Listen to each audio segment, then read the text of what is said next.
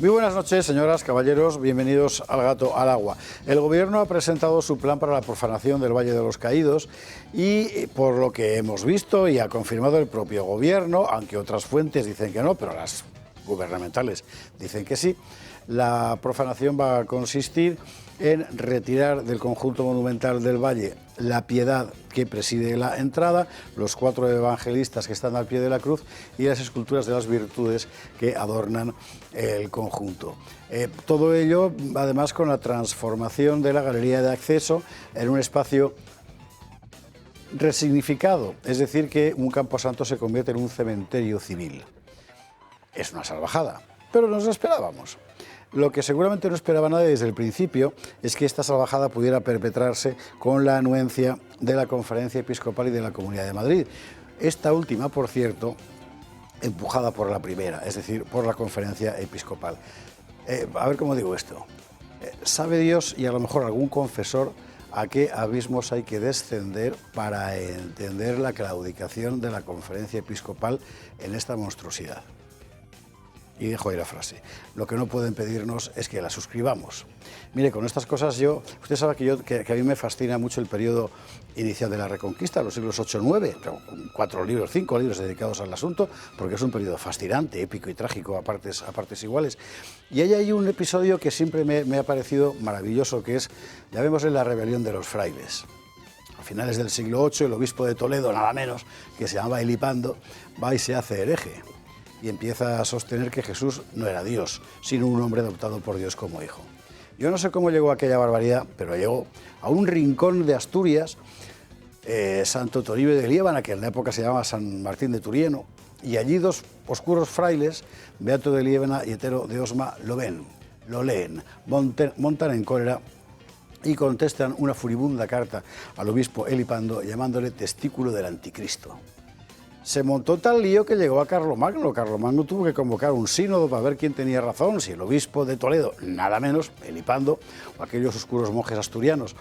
Y tenían razón aquellos oscuros monjes asturianos. Gracias a eso, la Iglesia española, la Iglesia católica, siguió siendo católica y no otra cosa. Moraleja de la historia. A veces, para salvar la fe, hay que sublevarse contra algunos obispos, sobre todo cuando esos obispos se comportan como testículos del anticristo. Y ahí lo dejo.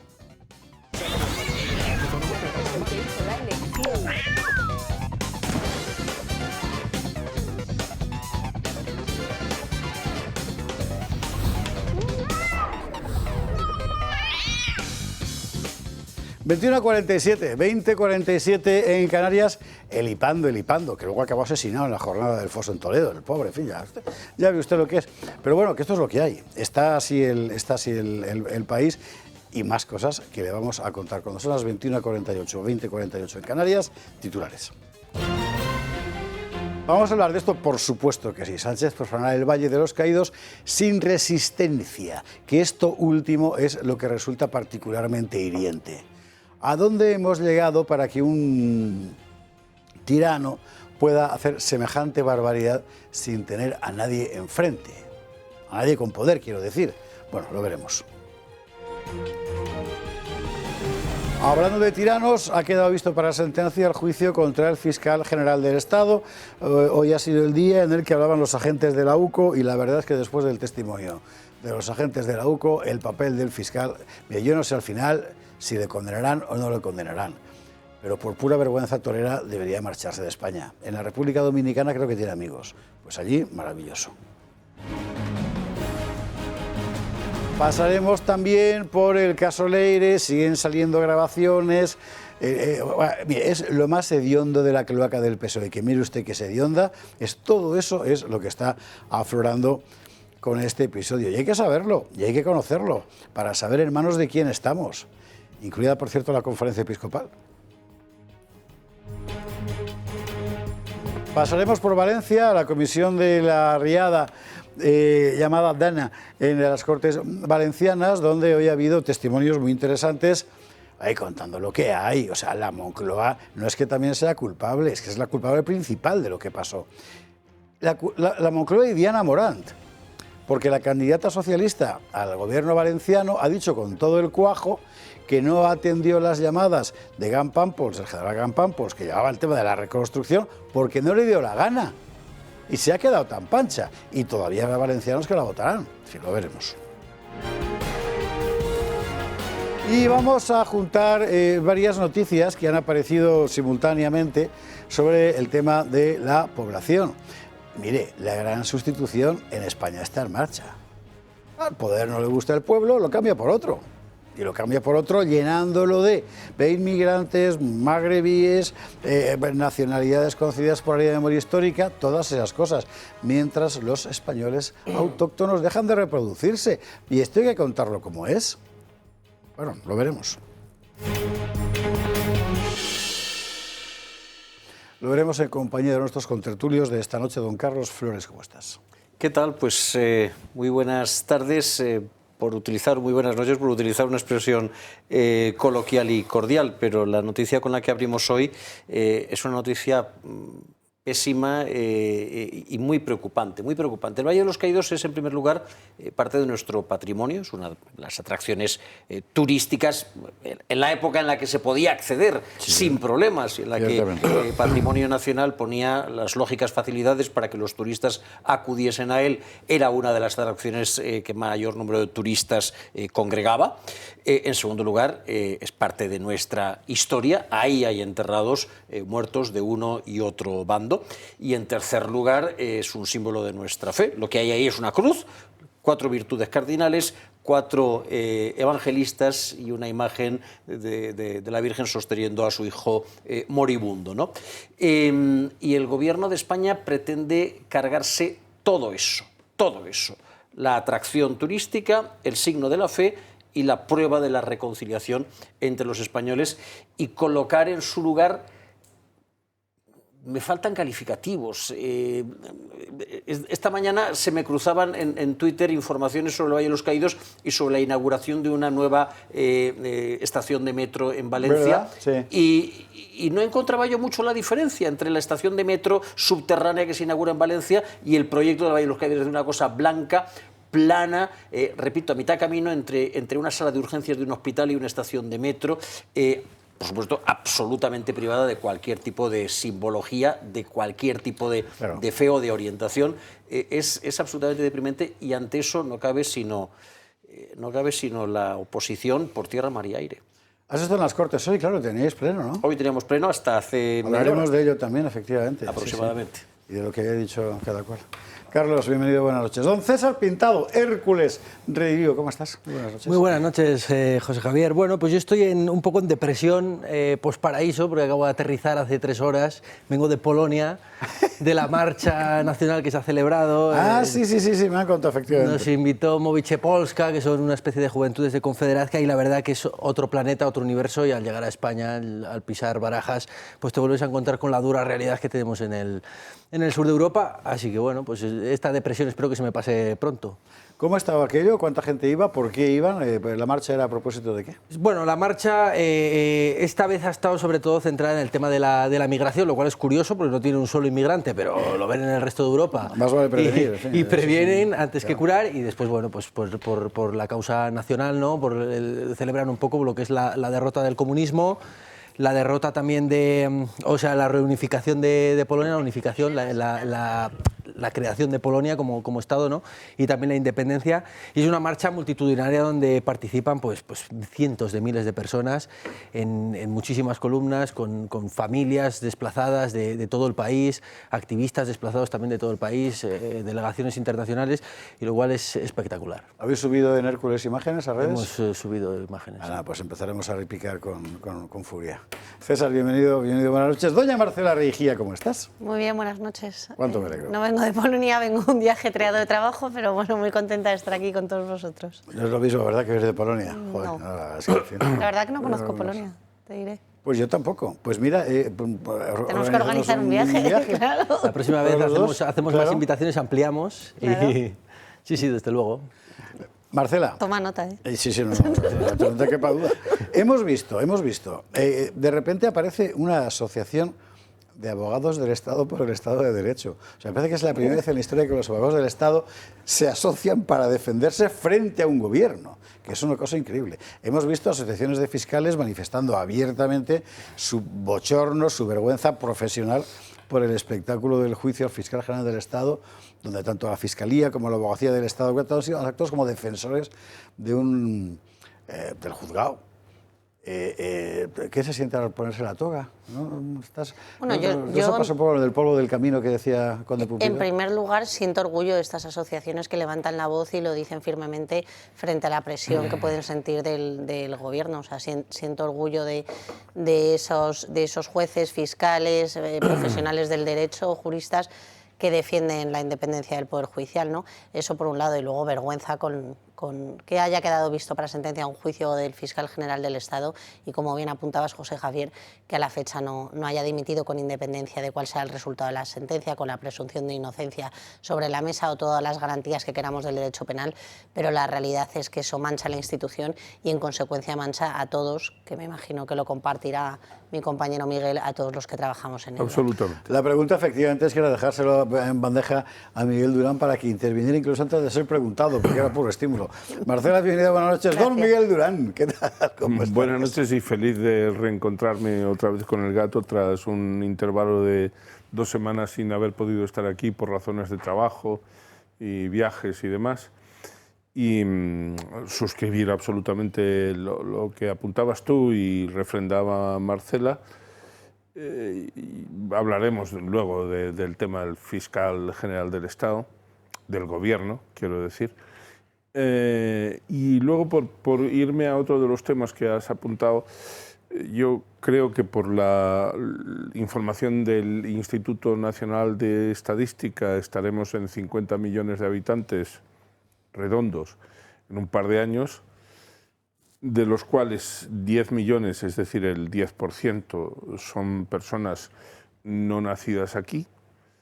Ese 20% pues pesa y va a seguir pesando y pesará mucho, bastante.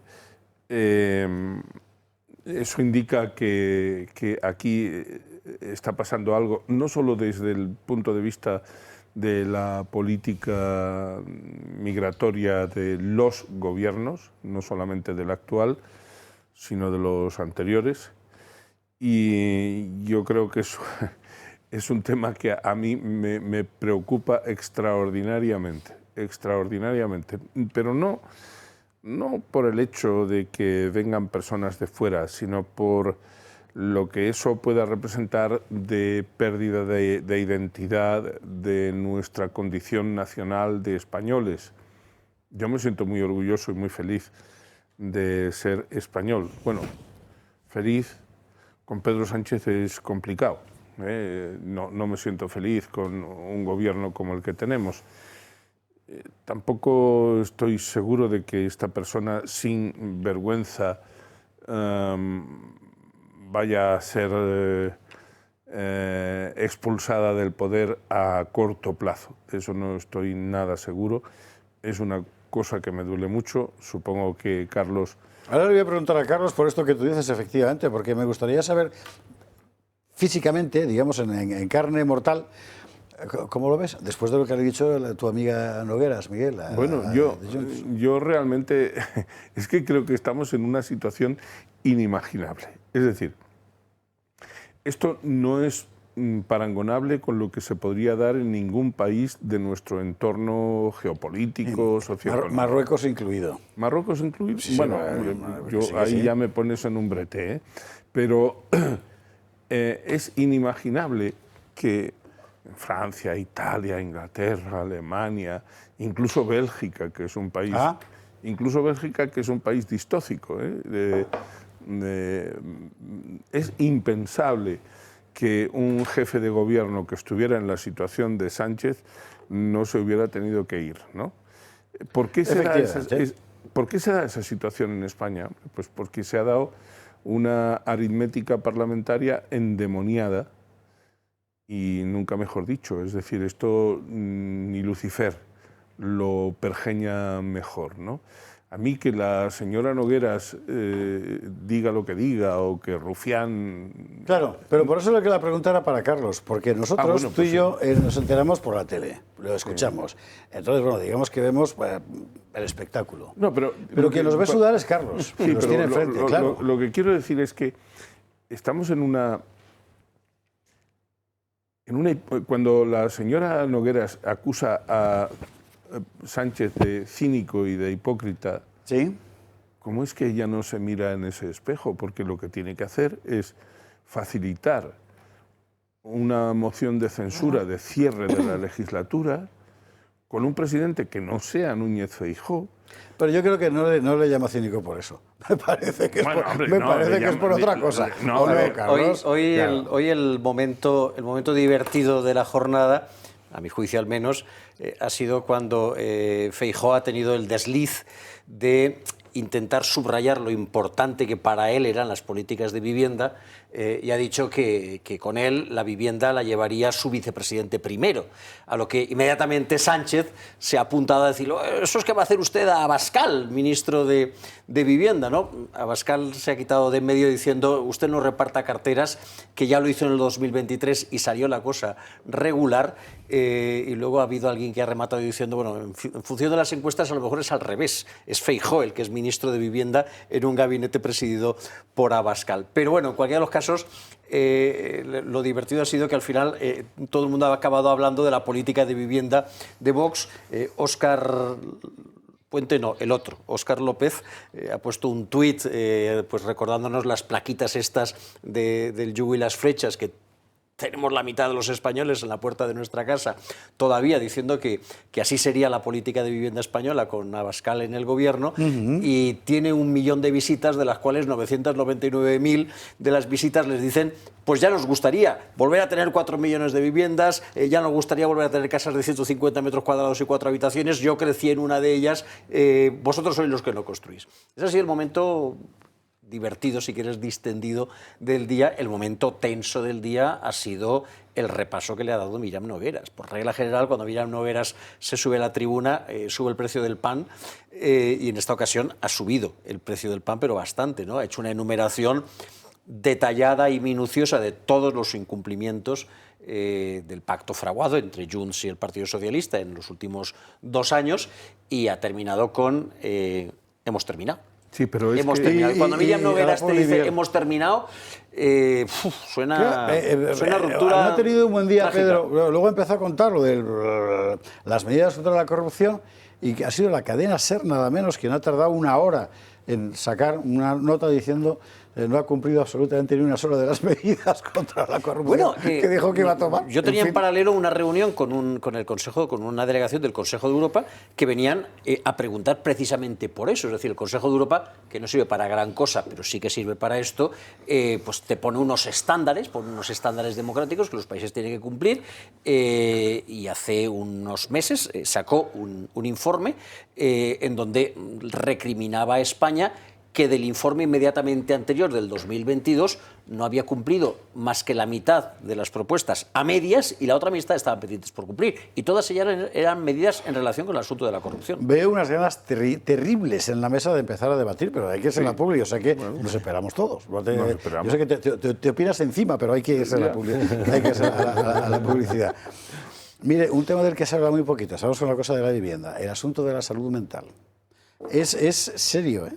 Es serio. Es verdad, sí, esto como lo sacó Errejón, pues todos tendemos a no darle importancia. No, pero hay que dársela. O sea, las sociedades del bienestar al final son sociedades donde cada vez menos gente está bien. ¿Y con eso qué se hace? Pues mire, Yago Soler nos trae un mensaje sobre esto.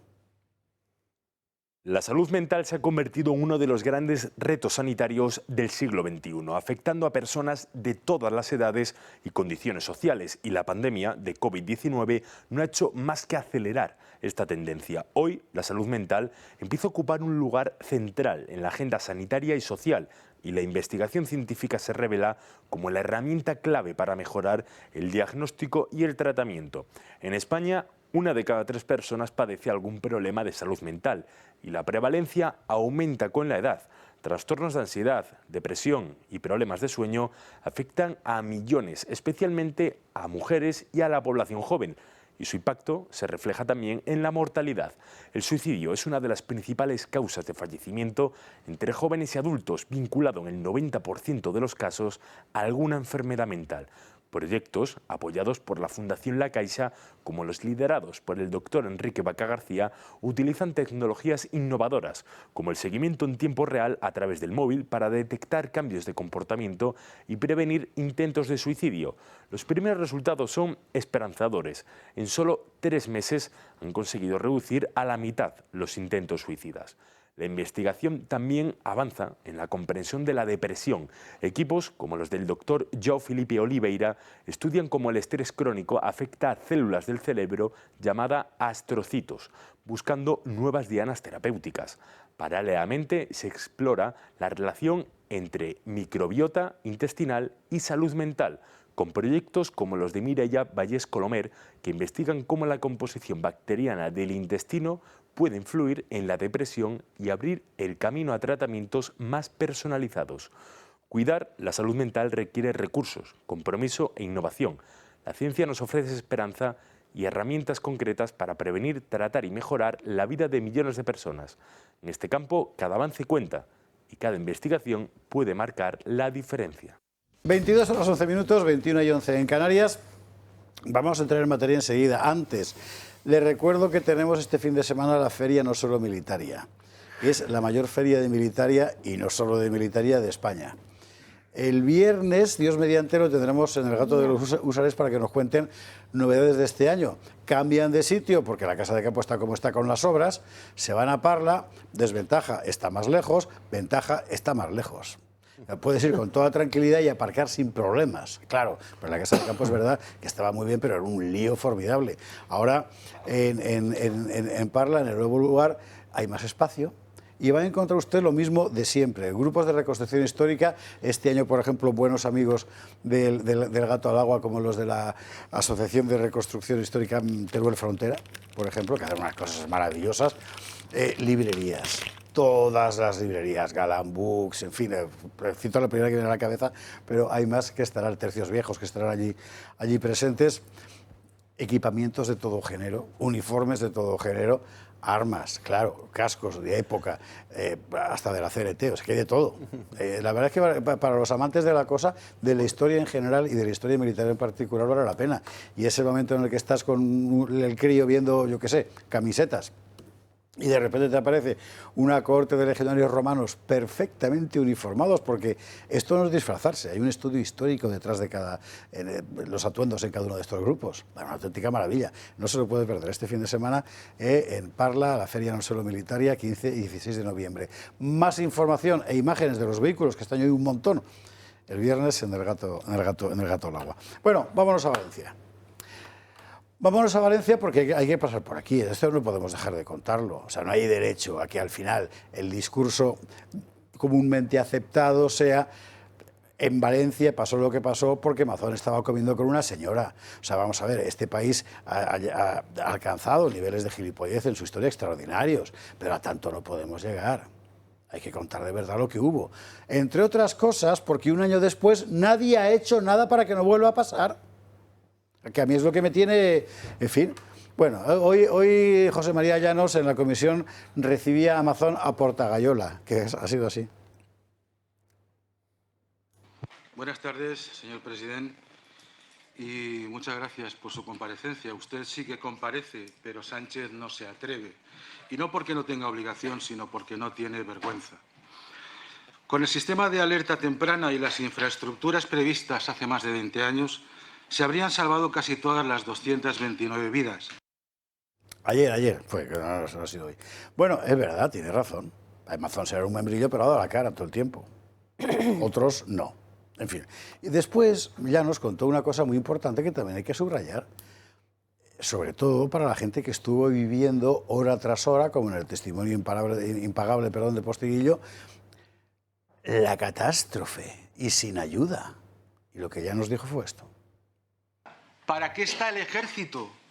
Porque según la ministra Margarita Robles, el ejército no está para eso. O sea, no está para ayudar a los valencianos, no está para rescatar a las víctimas. En 4 días no pudieron salir a la calle nuestros soldados. Pero en 4 horas sí que estaban en Marruecos ayudando. Para eso sí estaba el ejército español. Para ayudar a los valencianos no estaba el ejército español. No porque no quisiera, sino porque se lo habían prohibido. Y esto último es la clave, y quería enlazarlo con una polémica que ha habido estos días, y ya con esto abro la mesa, entre el general Gampampols y la señora Morant.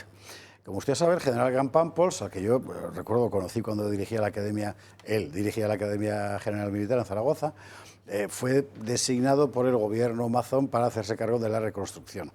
Cosa que era una tarea, ¿qué quiere usted que le diga? Te mandan a defender un puente y te dan un palo, pues que fue eso, ¿eh? Fue eso. Pero bueno, Gampampols pidió ayuda.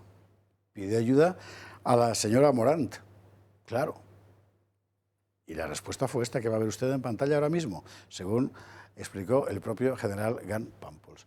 Diana Morant se negó a ayudar a Valencia. Gampampols destapa que no respondió ninguna llamada ni mensaje pidiendo colaboración.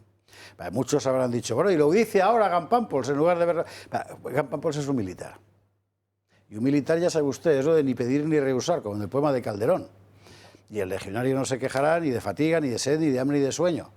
Ahora ha acabado la misión y lo dice. Si fuera un político, lo tendría que haber dicho antes, ciertamente.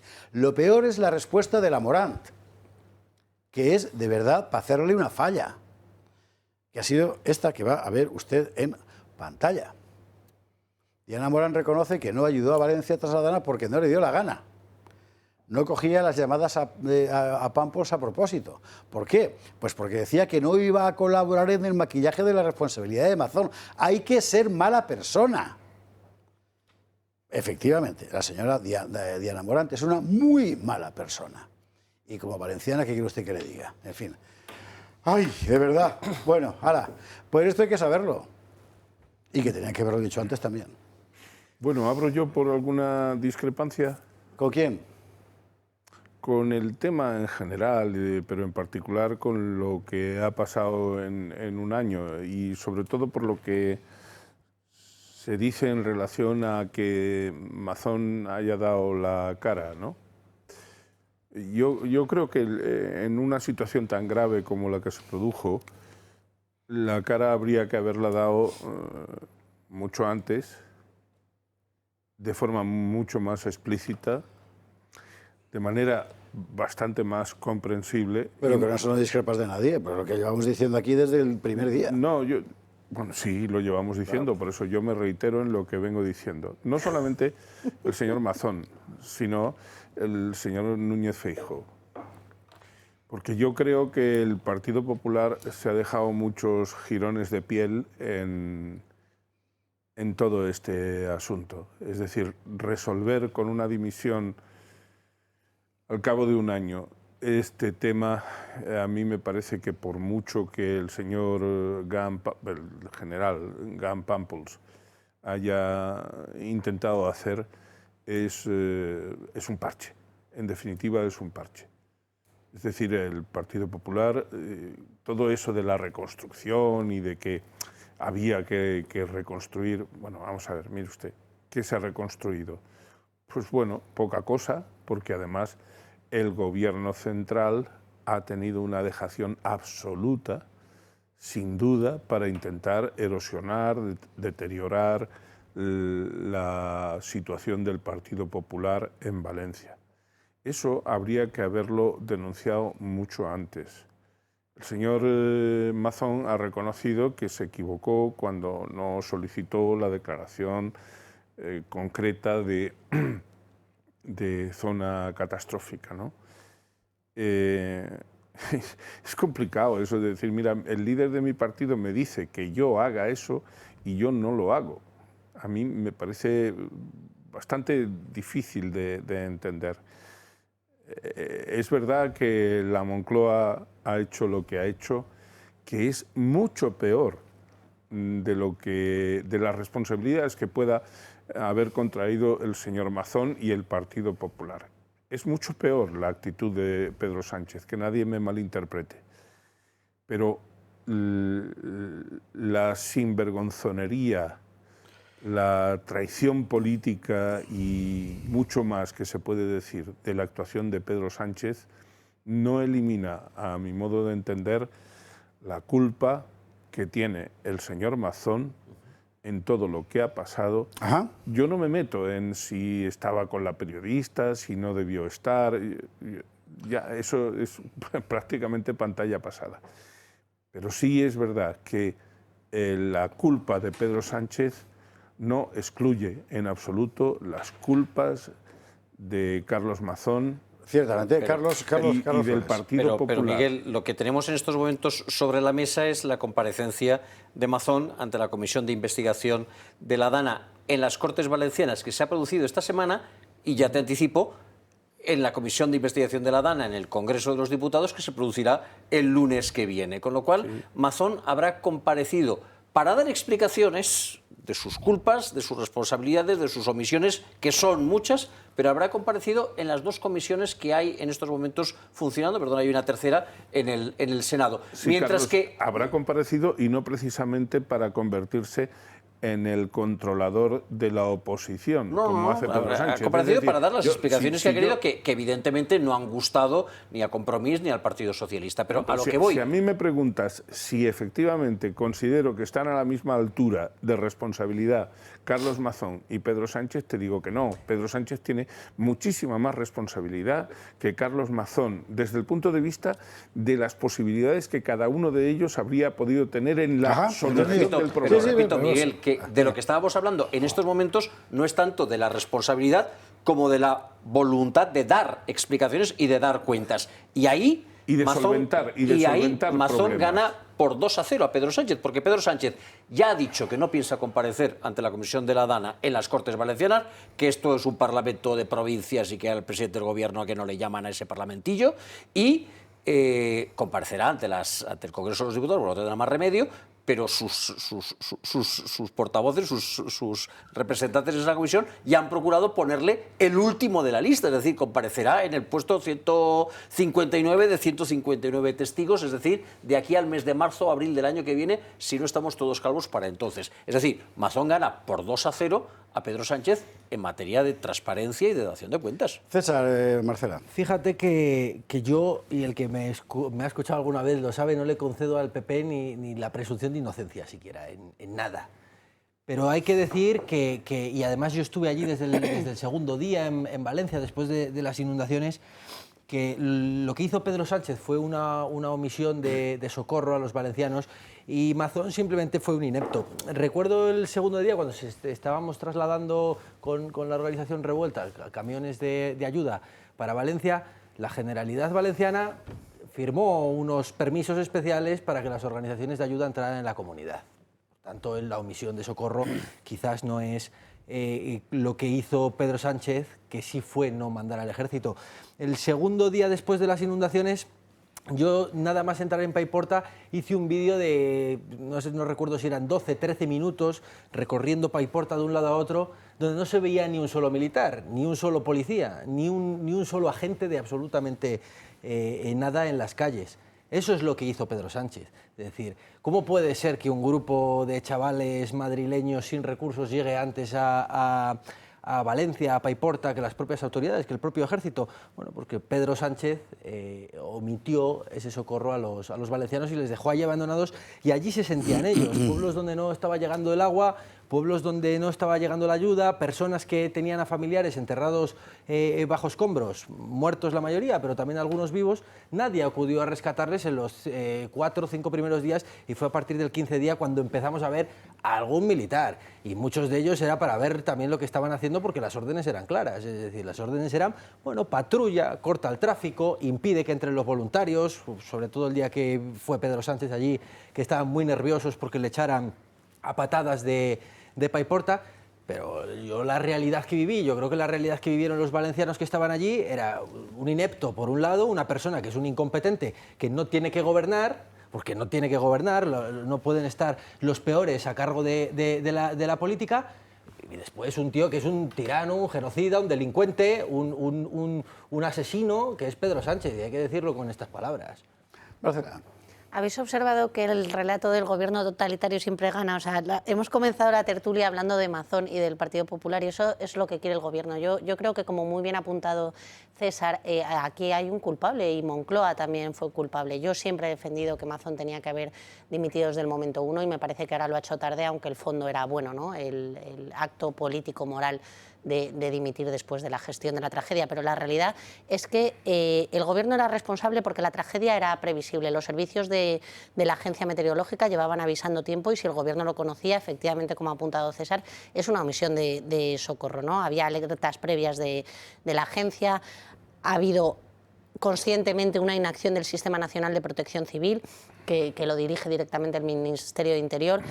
No se ha cumplido con la ley 17/2015 de protección civil que obligaba a la Moncloa a coordinar esta catástrofe conforme a su artículo 28 y el gobierno no solo renunció a la obligación de asistir a los valencianos, sino que además presumió diciendo si quieren ayuda que la pidan, que esto es gravísimo. No se convocó un Consejo de Seguridad Nacional, no hubo una coordinación de emergencias. Todos recordamos ese vídeo del militar francés que decía, pero aquí no ha llegado antes nadie. O el bombero, el bombero francés decía, no hay nadie aquí ayudando, somos los primeros en llegar, de verdad somos los primeros en llegar. Entonces, no hubo una declaración inmediata de catástrofe y al final el relato de la Moncloa consigue lo que queremos. Así hemos empezado la tertulia, discutiendo sobre el Partido Popular, que es lo que se ha visto hoy en el Congreso, aunque entraremos luego, echar culpas y responsabilidades a otras administraciones y a otros partidos Vaya políticos. chorreo que os ha hecho Marcela a todos. Pero fíjate qué curioso. Carlos, Miguel, César, cerramos tema y ya lo puedo. Fíjate qué curioso que cuando al gobierno le preguntas por eso, inmediatamente se escuda en el autogobierno y en la autonomía. ¿Cómo vamos nosotros a meternos, a mandar tropas, a mandar funcionarios, a mandar víveres, si eso es competencia de la Comunidad Valenciana y si el gobierno valenciano no nos lo pide, nosotros no podemos mover un solo soldado? Pero mira, fíjate qué gracia.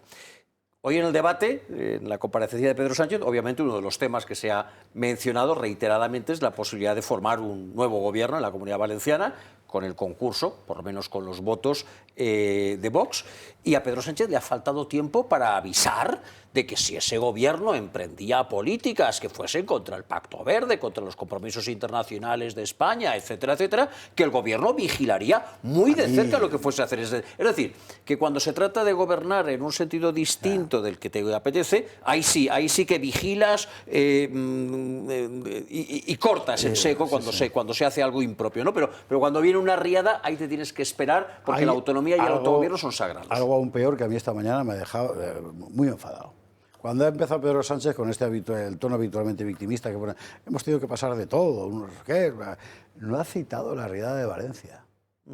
De todo lo que ha mencionado, la pandemia, la guerra de Ucrania, no sé qué, no ha citado la riada de Valencia. Para él no es un problema suyo, es una cosa de otros que están allí. Sí, usted valenciano que vota al PSOE es otra cosa. Para Pedro Sánchez usted es un marciano que vive allí. O sea, de verdad, ¿eh? Ya, pero... En fin. Bueno, Miguel, César, un minuto cada uno y a la publicidad. Ya, pero es que cuando uno trata de encontrar responsabilidades en personas que no son Pedro Sánchez, parece que eso supusiera la exculpación de Pedro Sánchez. Y nada más lejos de la realidad, ¿eh? Lo que ocurre es, yo no me tengo que reiterar en el error suficientemente reconocido por Carlos Mazón de que él no solicitó, como hubiera debido hacer, la declaración de zona catastrófica o haber pedido las ayudas expresamente que tendría que haber pedido. Eso ya lo ha reconocido él y, por tanto, yo no me voy a reiterar. Lo que digo, y sigo sosteniendo, es que, sin perjuicio de las culpas que tiene la Moncloa y Pedro Sánchez en particular, y sabiendo por qué, dónde y cuándo nacen las raíces de esa culpabilidad, sin perjuicio de eso, aquí ha habido mucha dilación en asumir responsabilidades también por parte del Partido Popular en Valencia, en el ámbito nacional, en el ámbito español, en el ámbito del Estado.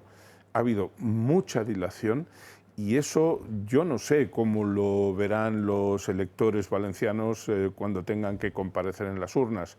Ahora estamos en una nueva situación de estrés parecida a la de julio del 2023, cuando hubo el pacto exprés Partido Popular-Vox en Valencia. Ya veremos qué rentabilidad le va a sacar el PSOE a todo eso. Yo simplemente digo que aquí ha habido errores por parte del Partido Popular y culpa por parte de Pedro Sánchez, que es muy distinto, ¿eh? Un error de una culpa es muy diferente. César Pintado, cerramos tema y a la publicidad zumbando. Todo el mundo señaló desde el primer momento la culpabilidad de Mazón, si eso está claro. A los 4 o 5 días de la Dana se celebra una manifestación en la plaza del Ayuntamiento en Valencia, donde estuve también, donde Compromís y el PSOE, sumado a otras fuerzas de la izquierda, empezaron a preparar el relato mientras los patriotas estaban ayudando en Paiporta, mientras los patriotas, las personas decentes, pero la mayoría patriotas, estaban ayudando en Paiporta, los otros estaban construyendo el relato en la plaza del Ayuntamiento en Valencia y expulsando de la manifestación, cosa que también vi yo, a la gente que se acercaba allí con banderas de España a protestar contra Sánchez. Quiero decir que esa es la realidad, la culpabilidad de Mazón ya la ha señalado todo el mundo. Si el problema es que el PSOE, desde el minuto cero, empezó a construir un relato y lo está imponiendo, y hay gente que se lo está comprando, y es mentira, y es una falsedad, y es demostrable. Yo tengo, como he dicho antes, vídeos colgados en mi medio, en Hércules, de 10 minutos grabando por los pueblos, donde no había ni un solo militar. Eso es lo que se está intentando contrarrestar, más allá de disculpar a Mazón, que es un inútil. Todos recordamos esos vídeos y además los emitimos aquí y vale la pena volver a verlos, ¿eh? Porque eran pues mire, el acta de acusación era esa. En fin, bueno, nos vamos a la publicidad, ¿no? Por cierto, Javier Orcajo, fortísimo abrazo, me escribe para decirme, ojo que Santo Toribio de Líbana está en Cantabria, no es Asturias. Es verdad, el reino de Asturias, que incorporaba lo que entonces se llamaba las Asturias de Santillana, que hoy comúnmente son llamadas Cantabria, y en tiempos de Carlos Flores y servidor era Santander. ¿Verdad? O la montaña. O la montaña, por ser más, efectivamente. Bueno, a la publicidad, venga. Vámonos a la publi y a la vuelta vamos a ver este asunto del Valle de los Caídos, que no podemos dejarlo pasar. Yo entiendo que hay gente que considera que esto es una provocación para que hablemos del Valle y no de otras cosas, como si solo pudiéramos hablar de una sola, ¿verdad? Y que en realidad, bueno, mire, o sea, precisamente porque es una provocación hay que entrar, porque es que es mentira. Lo que el gobierno trata de convertir en ley es una mentira. Lo que va a hacer, se ponga como se ponga Monseñor Cobo, es una profanación. Y la conferencia episcopal es cómplice necesaria de esa profanación. ¿Qué le voy a hacer? Testículo del anticristo, como decía Beato de Líbana. Publi y lo vemos luego. ¿Sabe usted lo que es coger el rábano por las hojas? Coger el rábano por las hojas es cuando uno dice Santo Toribio de Líbana, hablando del reino de Asturias, y la gente, en lugar de quedarse con la cosa, es Beato de Líbana, el testículo de anticristo, el obispo Elipando, llama a la cadena de televisión diciendo que está en Cantabria. Con todo el cariño, mis queridos amigos, lo importante no era eso, pero aún así, esa zona de la actual Cantabria, el Valle de Líbana, donde está efectivamente Santo Toribio, cerquita de Potes, todo eso, ¿verdad?, era parte del reino de Asturias originario. Y esa zona concretamente se llama las Asturias de Santillana, de las Asturias de Oviedo y las Asturias de Santillana, lo siento, o sea, no lo he inventado yo, es así. Y si incluso quiere usted profundizar en la animadversión contra mí, puede usted leer, por ejemplo, La gran aventura del reino de Asturias, de un servidor, El caballero del jabalí blanco, de un servidor, El reino del norte, de un servidor, Los demonios del mar, de un servidor, o El jinete de luz, de un servidor, donde Santo Toribio, San Martín de Turieno en la época, goza de un papel fundamental. De verdad, hombre, por favor. Vamos a hablar del testículo del anticristo, que es lo más importante, que es lo del Valle de los Caídos. O sea, es la tradición episcopal, porque no tiene otro nombre. No tiene otro nombre. Es decir, yo quiero recordar que originalmente, cuando la Iglesia empezó a cerdear con el asunto del Valle, el argumento de Monseñor Osoro, que entonces era el jefe de la cosa, ¿verdad?, decía, es que la única forma de salvar el Valle es sacar a Franco. Bueno, pues ahora tenemos Franco fuera, José Antonio fuera y el Valle fuera también. Y la comunidad benedictina en cualquier momento. Desde el principio se veía claro. Los obispos tienen muchos defectos, pero tontos no ha sido nunca. Entonces aquí es evidente que alguien nos ha engañado a todos. Y no ha sido el gobierno, porque ese con toda claridad sabíamos a lo que iba. Alguien ha abierto la puerta y nos ha querido engañar a los demás, que a mí es lo que más me fastidia. Bueno, si usted no se ha enterado de nada de lo que ha pasado y sigue enganchado al asunto de que si Santo Toribio está en Cantabria o no sé qué, Mónica Fuster nos cuenta lo del Valle. Medio siglo de la muerte de Franco y el gobierno sigue obsesionado con la historia del régimen. Uno de sus fetiches, el Valle, será cambiado por completo. Para empezar, el proyecto ganador La Base y la Cruz creará un agujero a los pies de la entrada principal. De lo poco que se sabe tras ver la maqueta, es una especie de orificio que dará paso a un monumento. En el proyecto llama la atención que no se ven la piedad, las virtudes y los evangelistas que rodean la Gran Cruz del Valle. Estas obras pasan a un segundo plano, lo que ha alarmado a los historiadores y artistas eclesiásticos. ¿Y cuánto costará la reforma? 30 millones de euros. El nuevo templo, además, constará de un centro interpretativo y un museo. A pesar de tratarse de una ley, algunos expertos en patrimonio recuerdan que es un elemento protegido. Tiene la condición de protección integral global, es decir, es un elemento protegido.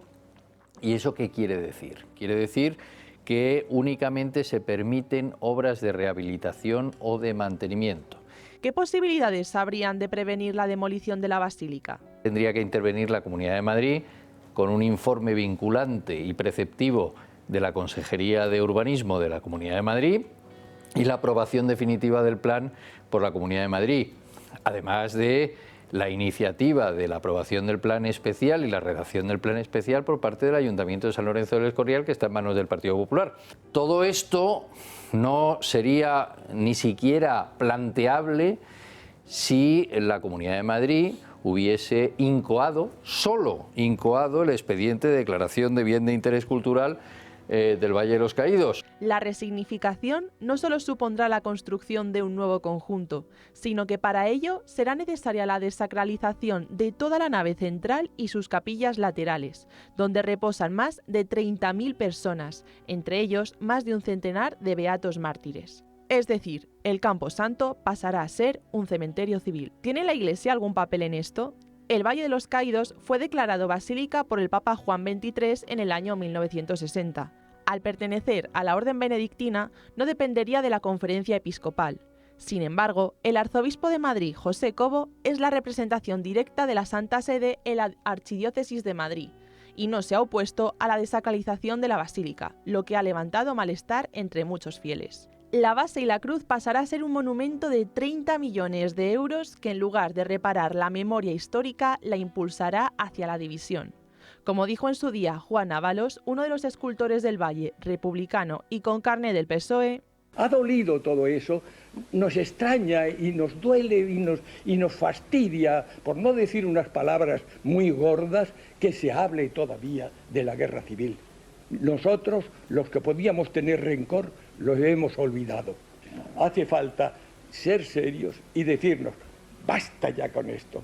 Y la pregunta que usted hace de si hay que desmantelar, yo me río, porque tienen que poner ustedes una cantidad de dinamita en la obra que yo he hecho, que va a ser terrible.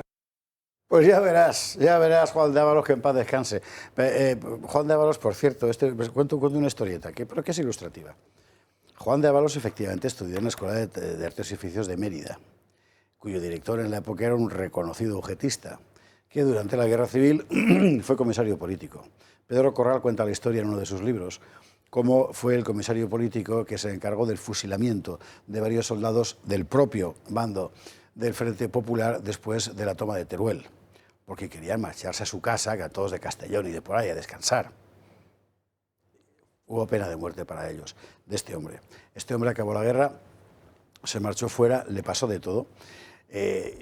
Reapareció en España mucho tiempo después pidiéndole trabajo al propio Juan de Ávalos para que le atendiera, y efectivamente Juan, que siempre había sido una magnífica persona, lo acogió y le dio un trabajo. El trabajo que tenía aquel viejo comisario político ujetista era el de chivato en la cuadrilla para ver qué trabajador lo hacía mal.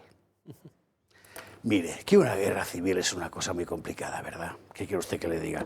Bueno, Luis Felipe Utrera Molina, que era el que aparecía ahí, estaba esta mañana en Dando Caña, ha contado largo y tendido. Yo le aconsejo que vea toda la entrevista que está en nuestra web. Habría venido de no ser porque tenía un compromiso familiar, que esta es la razón de que no esté aquí él y haya estado esta mañana en Dando Caña, ¿verdad?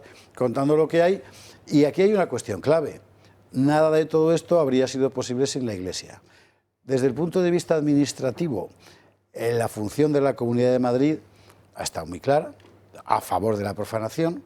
Ha dicho la Comunidad siempre que era por lealtad institucional y mucha gente interpretaba lealtad hacia el gobierno. No. Era la Conferencia Episcopal la que le había exigido lealtad institucional a la Comunidad de Madrid. Y esto también hay que contarlo. Bueno, ahora ya está. Vosotros mismos. Pues es muy triste todo lo que cuentas y sobre todo es muy triste que la Iglesia española no haya aprendido cuáles son sus enemigos y cuáles son sus amigos. Cuál es la mitad de los españoles que les sigue detrás con la cruz y cuál es la otra mitad de los españoles que les sigue detrás con el palo, por citar una frase muy en boga en los años 30, ¿no? Y es muy lamentable que, siendo, como dices tú, los obispos, por regla general, gente inteligente o por lo menos perspicaz, se hayan dejado embaucar por el Gobierno de España, cuya capacidad y voluntad de engañar es más que manifiesta. El Gobierno de España ha engañado a los españoles, ha engañado a los socialistas, ha engañado a los de Junts, ha engañado a los jueces, ha engañado a la Unión Europea, ha engañado a la comunidad internacional y ha engañado también a la Conferencia Episcopal. O la Conferencia Episcopal se ha dejado engañar, porque, repito, con todos esos precedentes, que les hayan siquiera descolgado el teléfono ya me parece demasiado colaboracionismo, un colaboracionismo insultante, ¿no? Era evidente que esto no se iba a detener en sacar a Franco. A continuación se sacó a José Antonio y a continuación vino la resignificación. Y si alguien se piensa que por lo menos quitarán los evangelistas, quitarán las virtudes cardinales, quitarán la piedad, pero se quedará la cruz, que se esperen unos pocos años, porque vendrá la resignificación punto 2 y la cruz se acabará convirtiendo en un perchero, en un faro, en un obelisco o yo que sé qué, si el ministro del ramo sigue siendo el masón Ángel Víctor Torres, más conocido como Rudolf, y nos convierte esto en una especie de pirámide masónica, ¿no? No conocía eso de Rudolf. No. Sí, hombre, en los audios, ¿no? Él niega vehementemente él niega, que fuese... él dice que no lo había oído, sinceramente. Pero bueno, yo no me voy a extender porque ya lo habéis dicho prácticamente todo. Me quedo con lo que tú decías al principio, José Javier. La Conferencia Episcopal no está compuesta por personas tontas. Saben perfectamente lo que hay. A mí lo que me gustaría es profundizar en las razones de por qué transigen. Es decir, ¿qué hay detrás? ¿Hay un chantaje? ¿Hay alguna otra cosa? Porque yo, por utilizar un término que no me comprometa judicialmente, yo tengo la certidumbre moral de que hay un chantaje. Pues eso es lo que yo quería simplemente apuntar, porque de otra forma no se entiende una actitud tan absolutamente sometida o sumisa. Nada más. César Marcela. Bueno, yo para ponerle otra nota al tema y como he dicho antes, vengo en depresión post-paraíso porque ayer mismo en Polonia, en la marcha polaca se reivindicó ayer abiertamente, casi lo conocen más nuestra historia que los propios españoles. Se reivindicó la figura de Franco como derrotador del comunismo, además con conocimiento de causa, porque citaban a algunos de sus activistas, antiguos activistas de Mobilice Polska, que tiene 100 años de historia, como Tadeusz Ungar, que es uno de ellos, tengo que leer el nombre porque son complicados. Sí, efectivamente. Y ellos mismos, fuera de España, partidos políticos que tienen un porcentaje de voto del 15, del 20%, no estamos hablando de nada, en una de las democracias más sólidas de Europa, que es la polaca, reivindican esta figura y reivindican también la salvación del Valle de los Caídos. Se acuerdan de estas cosas de las cuales los españoles parece que quieren mirar a otro lado. Bueno, respecto a la Conferencia Episcopal, esto ya viene de lejos, ¿no? Todos podemos especular con lo que se puede encontrar detrás. La gente mira con cierto horror, los católicos, yo creo que de todo el mundo, miran con cierto horror lo que está pasando en España, cómo se puede pretender atentar contra unos símbolos de la reconciliación y de la cristiandad. Están aquí erigidos y además una obra de arte, ¿no? Un patrimonio histórico de la nación. que simplemente es inconcebible y solo se puede explicar, pues bueno, pues desde dentro de la propia España, donde estamos acostumbrados a estas reacciones por parte de la conferencia, ¿no? De Marcela. Pues también muy poco que añadir. Yo solo quiero recordar el tema este de la memoria histórica o memoria democrática, que mira que es cursi el nombre, que lo que significa es destrucción, ¿no? Destrucción de nuestra historia y una manipulación de nuestra historia. Y además es que este gobierno, cada vez que está en apuros, cada vez que hay una crisis económica, cada vez que hay una crisis social, cada vez que hay revuelta por la amnistía, cada vez que hay cualquier cosa que le afecte al gobierno, falta de apoyo, etcétera, pues saca el tema del Valle como recurrente para cambiar el foco de lugar, ¿no? Sánchez, yo creo que gobierna o mal gobierna mirando por el retrovisor, y eso nos afecta a todos los españoles, como en casos como este.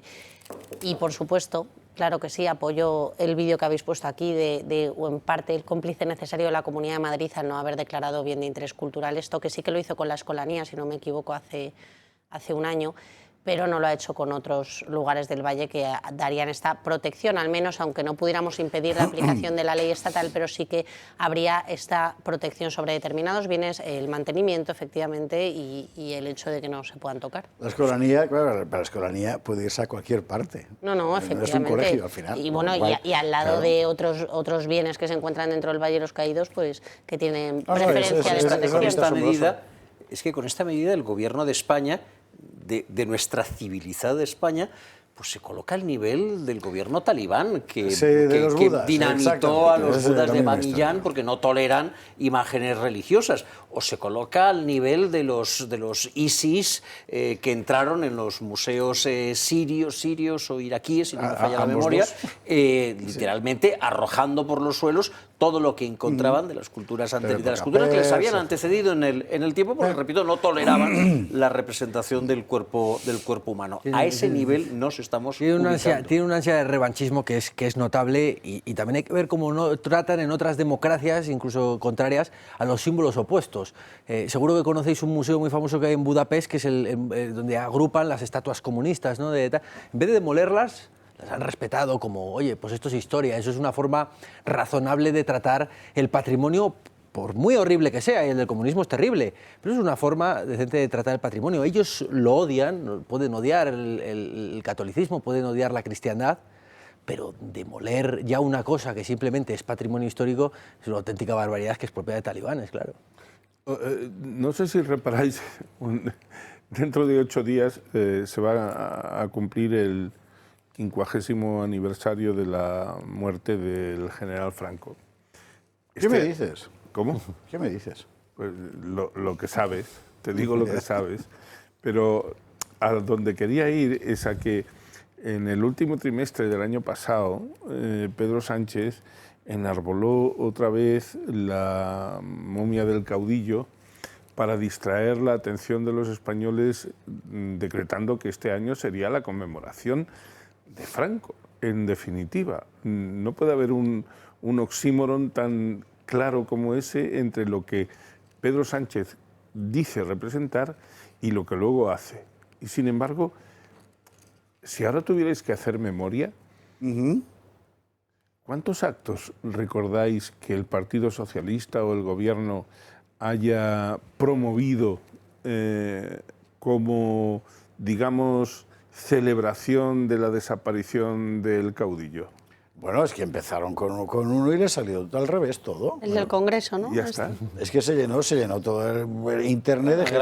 Han grabado unos cuantos de vídeos, gente de 18 organizaron años un show de chistes contra Franco. Pero, además, Carlos, a buen precio, los pagaron caros. Sí, pero Carlos y César y Marcela y José Javier, realmente esto no es uno de los mayores gatillazos ideológicos que ha pegado. Yo creo que a largo plazo o a medio plazo sí, y a corto plazo para sus intereses no, porque ahora mismo su única obsesión es que la gente que todavía va a votarle y que puede permitirle eventualmente reconstruir un Frankenstein en otras elecciones, no se le vaya. Frankenstein que no viene de Franco. Eso se lo tiene que apuntar Feijóo para el próximo encuentro en las Cortes, como el que había esta mañana, pleno que hemos seguido hasta donde hemos podido, diga, que todo tiene, en fin. No, tampoco nos pide mucho sacrificio, ¿verdad? Nada, No está nada. Yo hasta nada. Y donde ha habido, bueno, el intercambio habitual. Sánchez tenía que haber dado cuentas del Consejo Europeo. Me parece que lo ventiló en 7 minutos, quiero recordar que ha sido. O sea, nada, tampoco tiene mucho que contar, ¿eh? Lo lógico sería que hubiera dado cuenta de la corrupción. No, nada. Fundamentalmente la cosa era acusar a la oposición y ya está. 4 cosas que ha dicho era mentira, como la propia cadena SER le ha recordado. ¿Y qué quiere usted que le cuente? Pues al final lo más importante o lo más interesante era esperar a ver qué decían, ya fuera Feijóo, ya fuera Abascal. Esto es lo que ha pasado. Así entraba Sánchez a la sesión de control al gobierno, sin mayoría para gobernar tras el veto de Junts, sin presupuestos ni garantías de tenerlos y con la gigantesca sombra de la corrupción que le rodea. En su intervención y a petición de los populares, debía explicar cómo va a garantizar la gobernabilidad de España al haber perdido la mayoría parlamentaria que le llevó a ser presidente. Esta ha sido su respuesta. Como tampoco es cierto, señorías, que las mayorías absolutas en este Parlamento traigan mayor estabilidad. No, no es así, señorías. Son las políticas que se aprueban en esta Cámara las que garantizan que haya una estabilidad social y política en nuestro país. No cuente con el grupo mayoritario de esta Cámara. No cuente conmigo ni para esto ni para nada, señor Sánchez. Ya sé que a usted le da igual aprobar leyes o no, tener presupuestos o no, contar con mayoría o no. Ya sé que para usted es prescindible todo salvo una cosa, seguir en el poder. ¿No ven que normalizan lo inaceptable? Lo que se está consintiendo es que los españoles paguen con su dinero un gobierno que no funciona. Destacan las 3 preguntas que siguen sin aclararse que el líder de la oposición ha lanzado al presidente del gobierno. La primera es si se puede asegurar que la campaña de primarias se financió de manera ilegal y sin que su suegro participara. La segunda si llamó a algún empresario pidiendo patrocinio para su esposa. Y esta fue la tercera. ¿Ya sabe dónde vivía su hermano, señor Sánchez? Mire bien en todas las habitaciones de la Moncloa, no vaya a ser que siga por allí. En fin. Santiago Abascal ha ofrecido a Sánchez adelantar elecciones en la Comunidad Valenciana, si convoca elecciones generales. Yo me comprometo solemnemente en esta tribuna a exigir inmediatas elecciones regionales en la Comunidad Valenciana. Un segundo después de que usted disuelva las Cortes y devuelva la voz a los españoles. No hay que tener miedo a la voz de los ciudadanos. Son sus palabras. Repítaselo y convoque elecciones. Eso está muy bien. Y luego está, pues, efectivamente, y luego está lo de la amiga de Miguel, lo de la señora Nogueras, con el pinganillo, que ha sido el momento acre, ¿no? El momento acre. Bueno, habrá que ver hasta qué punto es una puesta en escena, ¿no? Como usted sabe, Junts tiene su propio drama, ¿verdad? Y ellos ven la vida en términos puramente catalanocéntricos, ¿no? En fin, lo que ha dicho Miriam Nogueras es esto. Suba el volumen del pinganillo, señor Sánchez, y escúcheme, porque le diré cosas que seguramente los suyos no le han explicado o no ha entendido. Esta relación se ha acabado. Ustedes aprietan a los catalanes, ustedes incumplen con los catalanes. Nosotros, y es nuestra responsabilidad y debería ser la de todos los partidos catalanes que están aquí, es apretarles a ustedes. ¿Va a seguir en el gobierno Sánchez? Sí, sí. ¿Está intentando salvar la cara a Junts ante un electorado catalán que está diciendo, pues diga esto qué es? También. ¿Lo va a conseguir? Sabe Dios. Sabe Dios que pasa por la mente de un nacionalista catalán después de medio siglo de condicionamiento ideológico, ¿no? No lo sé. A ver, Carlos, Miguel. Menudo circo trabaja. Para empezar saca el calendario y empieza a apuntar. En diciembre va a haber un único pleno. Luego vienen las elecciones extremeñas y luego vienen las Navidades. Enero es periodo de vacaciones parlamentarias. Sánchez no va a tener que pasar por este mal trago hasta febrero principios o mediados de febrero. A partir de ahí, pues mira, como pasa con los ancianos, ¿no? Que cualquier caidita, cualquier tropezón o cualquier constipado te puede llevar a la tumba, pero si te abrigas bien y no te mueves demasiado y no sales de casa, pues puedes durar unos cuantos meses o unos cuantos años. Pues es en esa situación en la que se encuentra el gobierno en estos momentos. Feijóo ya ha dicho que no cuenten con él para nada. En fin, también es verdad, lo ha dicho 24, no, lo ha dicho 12 horas después de pactar con el PSOE el Estatuto de Castilla-La Mancha. Con lo cual, pues no sé si creérmelo mucho, poco o más bien nada, ¿no? Con nosotros ya no cuenta para nada, ni ganas, y Millán Nogueras ha hecho una ruptura de relación sentimental con todas las de la ley. Así que en estos momentos el gobierno está en minoría. En estos momentos el gobierno está en minoría. ¿Cuáles son sus alternativas? Pues una, abrazarse al Partido Popular como los boxeadores noqueados para que no caigan ninguno de los dos a la lora, cosa que le puede funcionar en alguna que otra ocasión. ¿Por qué no? Le funcionó ayer, no le va a funcionar en otras ocasiones. Dos, huir del Parlamento. Y tres, refugiarse en trivialidades, en discutir sobre el uso de la palabra cáncer o en discutir sobre si le vamos a hacer un monumento o no a Ernest Lluch, este tipo de cosas, nada sustancial.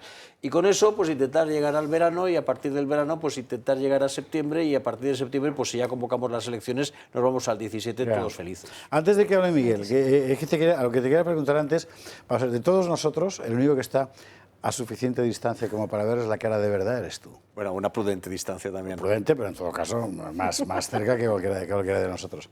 ¿Cómo los ves? O sea, a Sánchez se le ve raro, ¿no? Hace un montón de visajes, de gestos con la bueno, cara. Aparte de que evidentemente ha perdido peso, ha ganado arrugas y está ojeroso, yo lo veo exageradamente faltón. Es decir, Sánchez es de suyo un poquito faltón, ¿no? De suyo un poquito chulito, ¿no? Un poquito chulito, pero es un chulo playa como no ha habido otro hombre. Pues yo lo veo exageradamente faltón, ¿no? Como diciendo, para lo que me queda de estar en el convento me cago dentro. A lo que me queda de estar aquí no me voy a cortar un duro. Yo lo veo exageradamente faltón. Y eso me da la sensación de que ya es sabedor de que está en tiempo de descuento y de que se le pasan cualquier inhibición que pudiese haber tenido, que tampoco es que tuviese muchas inhibiciones. Vale. Don Miguel Durán, venga. Bueno, dos cosas. Desátate. Breves, además. Yo hace bastante tiempo que me niego a seguir las denominadas sesiones de control. Vamos, esta matiné de los miércoles a las 9 de la mañana, ¿no?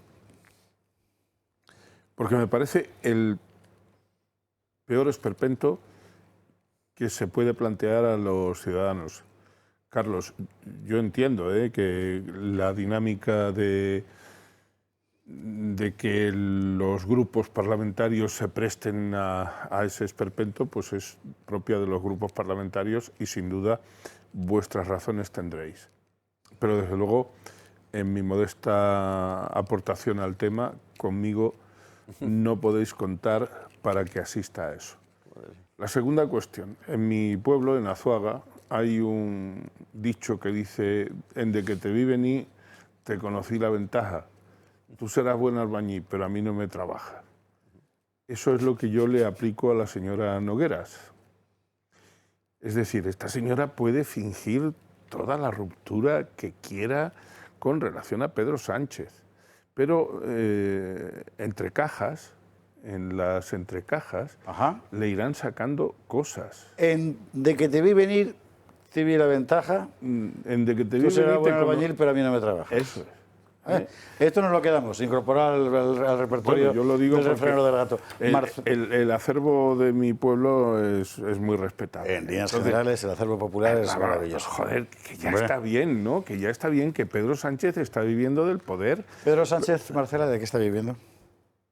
Pues del circo este que nos montan cada vez que hay sesión de control, porque aquí ni se controla a nadie, ni este señor contesta a lo que le preguntan, y por supuesto el paripé que ha hecho la de Junts pues es de es de traca, ¿no? Yo creo que esto es el recital del aislamiento, lo que hemos visto hoy en el Congreso, y cada vez se ve más así. Este señor cada vez está más metido en su mundo y contesta a lo que le interesa y a lo que le vienen preparado desde la Moncloa, y hoy no ha dado explicaciones ni de ese gobierno que se tambalea, ¿no? Ni del caos de corrupción que asola a todo su entorno. No sé, yo cada vez veo un discurso más encerrado en sí mismo y con mayor visos de caer. Sí, bien es cierto que hay que atender a ese calendario que apuntaba Carlos, que bueno, pues que sí que es interesante, que si no vamos a tener pleno en diciembre, vienen las elecciones en enero, los señores diputados tienen descanso y luego nos vamos ya a febrero o marzo, pues claro, las cosas se complican para adelantar unas elecciones. Fíjate, una cosa en la que ha tenido gracia, hay que reconocerlo,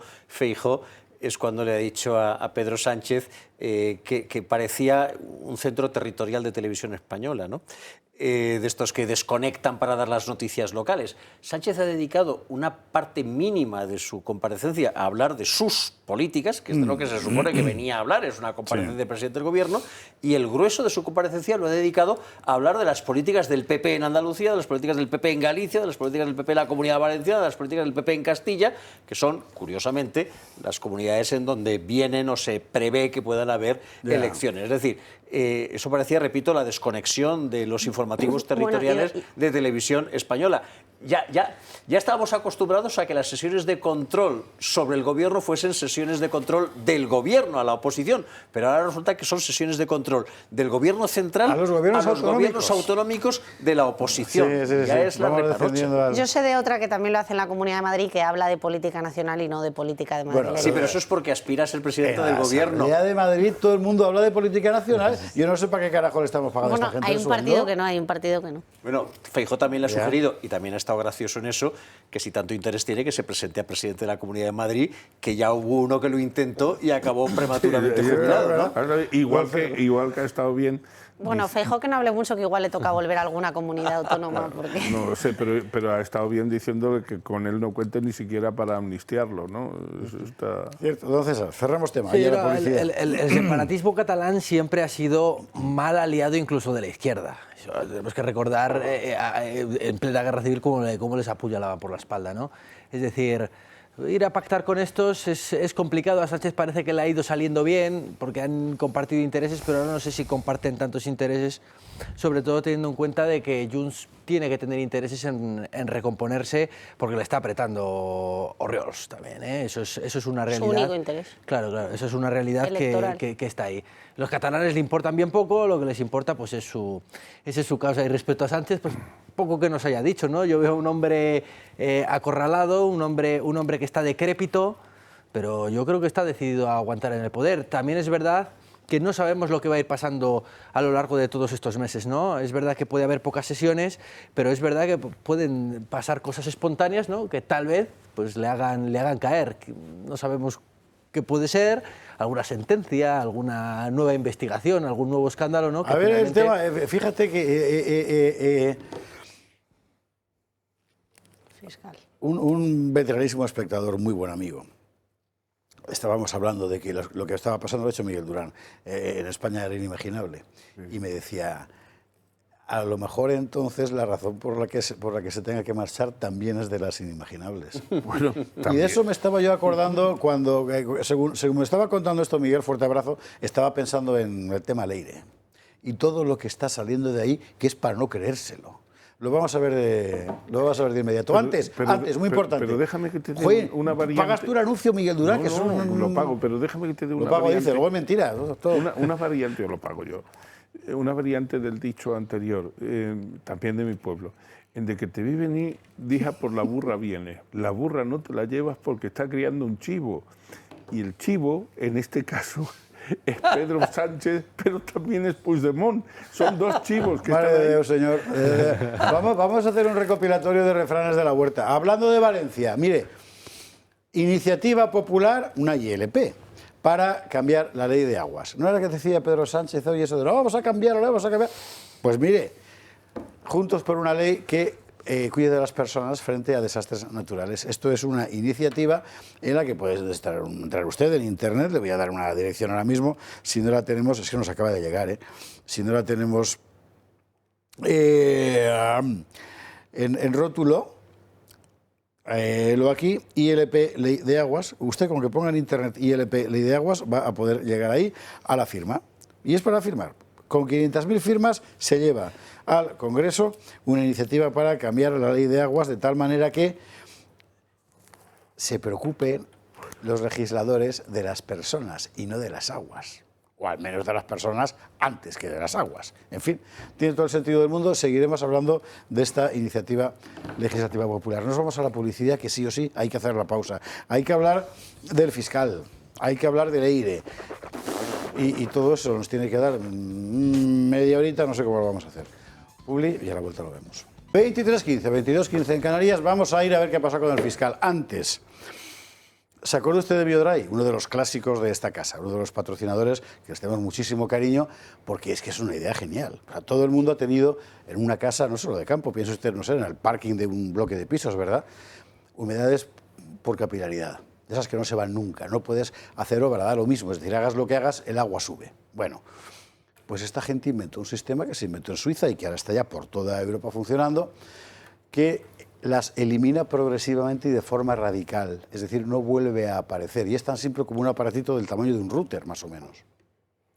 En realidad, cuando les llamas, digamos que es un sistema lo que contratas. Ellos te hacen el estudio, te lo llevan, calculan el espacio, la altura a la que ha llegado. Hemos visto humedades de hasta 7 metros en iglesias románicas que han desaparecido. De hasta 7 metros, humedades por capilaridad. Bueno, sobre eso, sin necesidad de obra, ellos instalan el aparato, o los aparatos en función de la extensión, en el lugar adecuado, y permanentemente están yendo cada año a ver cómo va bajando, y efectivamente cada año va bajando hasta que desaparece.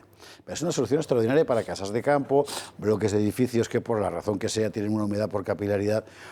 No son inundaciones, no son goteras, hablamos de humedad por capilaridad, ¿vale?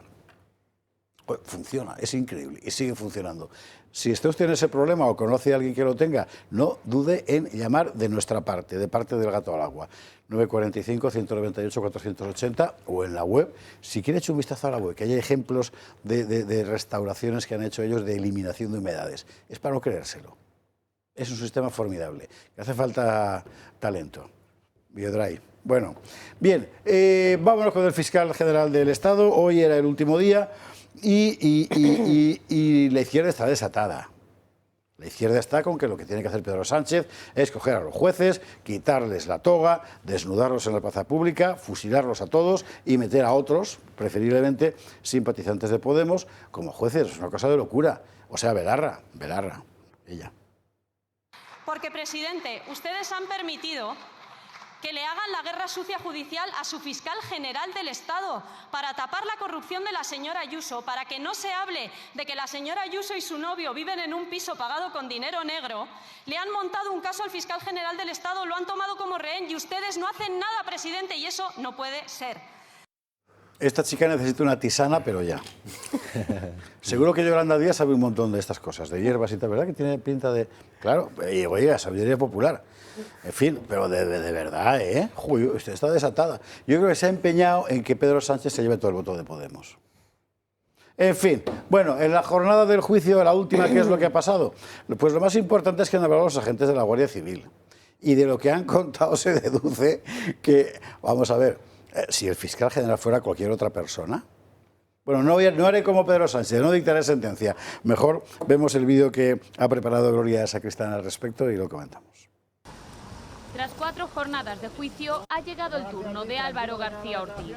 El fiscal general del Estado ha rechazado responder a las acusaciones al considerar que actúan con deslealtad. Hay una actuación, entiendo que desleal, no con el acusado, sino, por supuesto, con el tribunal. Solo ha contestado a la Fiscalía y a la Abogacía del Estado. García Ortiz ha negado que haya filtrado el correo a personas ajenas a la Fiscalía. Señor García Ortiz, ¿ha hecho usted llegar a personas ajenas de la Fiscalía el célebre correo de 2 de febrero de 2024? No, no lo he hecho llegar. No ha hecho. Y justifica que el borrado de mensajes y el cambio de teléfono se debe a su intimidad y a su puesto. Considera grave y doloroso el registro de su despacho por la UCO y habla de desafecta cuando se refiere a Almudena Lastra. Cuestiona su declaración como testigo y niega que exista la suficiente relación de confianza entre ambos. Antes del propio fiscal han declarado como testigos una docena de agentes y todos ellos han presentado testimonios demoledores contra Álvaro García Ortiz. Uno de ellos ha sido el teniente coronel de la UCO, Antonio Balas. El agente ha sido rotundo en su declaración. Dice que lo que se ve durante todo el proceso es un dominio a todos los niveles del fiscal general. Durante todo el proceso lo que se ve es un dominio a todos los niveles del fiscal general del Estado. Y asegura además con toda rotundidad que todo lo que se ha filtrado textualmente estaba antes en manos de la Fiscalía General. Para él no hay duda. Asegura que fue García Ortiz quien movió la nota de prensa y quien tuvo la urgencia de darla. También han declarado peritos de la UCO que han confirmado que García Ortiz borró de forma voluntaria todos sus mensajes el mismo día que se abrió la causa. Por ello, los agentes recuerdan que no pudieron acceder a pruebas directas en su teléfono o su correo electrónico. Eso sí, justifican el volcado total de sus dispositivos, asegurando que en un registro es imposible un volcado selectivo por cuestiones técnicas u operativas. Quería preguntarle, ¿es posible hacer un volcado selectivo de los dispositivos o hay que hacerlo de manera total? Hay que hacerlo de manera total. Técnicamente es imposible hacerlo de otra forma. Correcto. Y hasta 3 veces borró su móvil el fiscal. Claro, es que, joder. Pero es que el protocolo, ya ves el protocolo. La verdad es que ha quedado Álvaro García Ortiz a los pies de los caballos, pero bueno, en fin, el tribunal sabrá. Miguel, tenemos dos, menos César y yo, aquí es jurista todo el mundo hoy. Bueno, pues... Vamos a empezar por la veteranía, que es la de Miguel Durán. Sí, soy el más viejo. El decano del... Bueno, el decano del Colegio de la Abogacía de Madrid estuvo ayer declarando y lo hizo muy bien. Ya que saca Miguel el tema, lo quiero subrayar. O sea, esto no es un juicio de Ayuso contra el fiscal. No. Esto es una denuncia que pone el Colegio de Abogados de Madrid porque se ha vulnerado el derecho a la defensa de un señor. La denuncia va contra los fiscales de Madrid, contra la Fiscalía Provincial. Cuando sale el fiscal general y dice, asumo toda la responsabilidad, es él el que se mete dentro del fuego. Y a partir de ahí empieza el juicio contra él.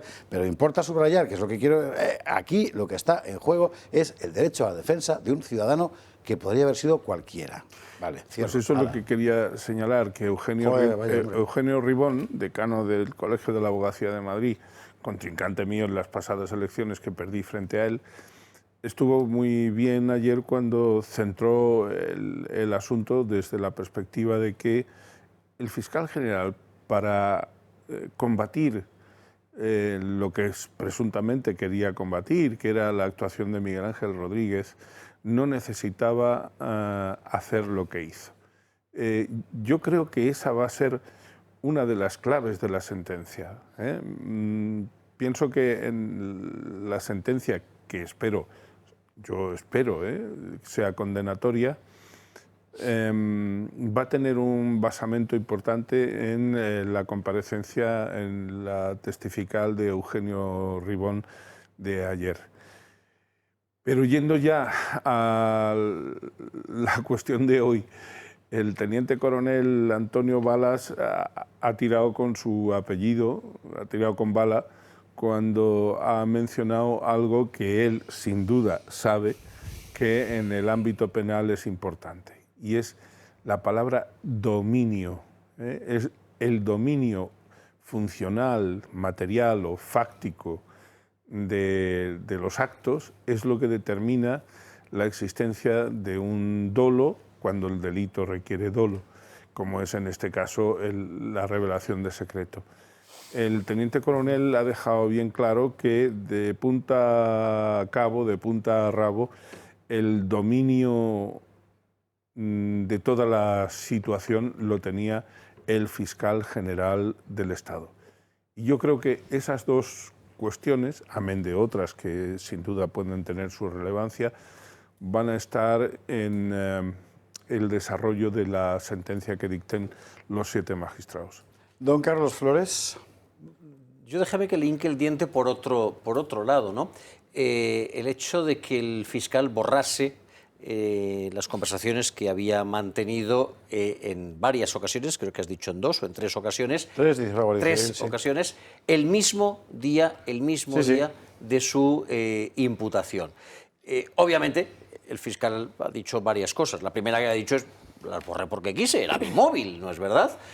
Bueno, nuestro ordenamiento jurídico, uno de los principios que rige nuestro ordenamiento jurídico es el de que los derechos no pueden ser ejercidos de manera abusiva, la noción del abuso de derecho. Cuando tú ejerces uno de tus derechos, como es el de borrar tu conversación de tu teléfono, de una manera antisocial, es decir, abusiva, lesiva para los derechos de otra persona, en unos términos que exceden la manera en la que habitualmente se ejercen los derechos, es decir, cuando borras no una, sino todas las conversaciones, no una, sino 3 veces, y no cualquier día, sino el día en el que te imputan, estás haciendo un ejercicio antisocial, antijurídico, abusivo de ese derecho.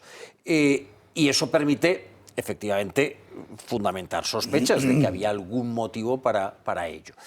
Si el fiscal no tuviese que ocultar más que esa información sensible que dice él y que me creo que pudiese tener, yo que sé, a lo mejor tenía conversaciones con su novia, o a lo mejor tenía, qué sé yo, secretos respecto del día D, la hora H, la toma de Normandía, no lo sé, Sí, pues señor. bastaba con que hubiese borrado esas conversaciones o con esos interlocutores, pero cuando hace un borrado total, completo, por triplicado y el mismo día, el indicio es muy poderoso. Por lo tanto, hay un control de toda la operación de filtración de la noticia respecto del novio de Isabel Díaz Ayuso, y hay una actitud sospechosamente huidiza del fiscal que permite augurar lo peor. Perdón.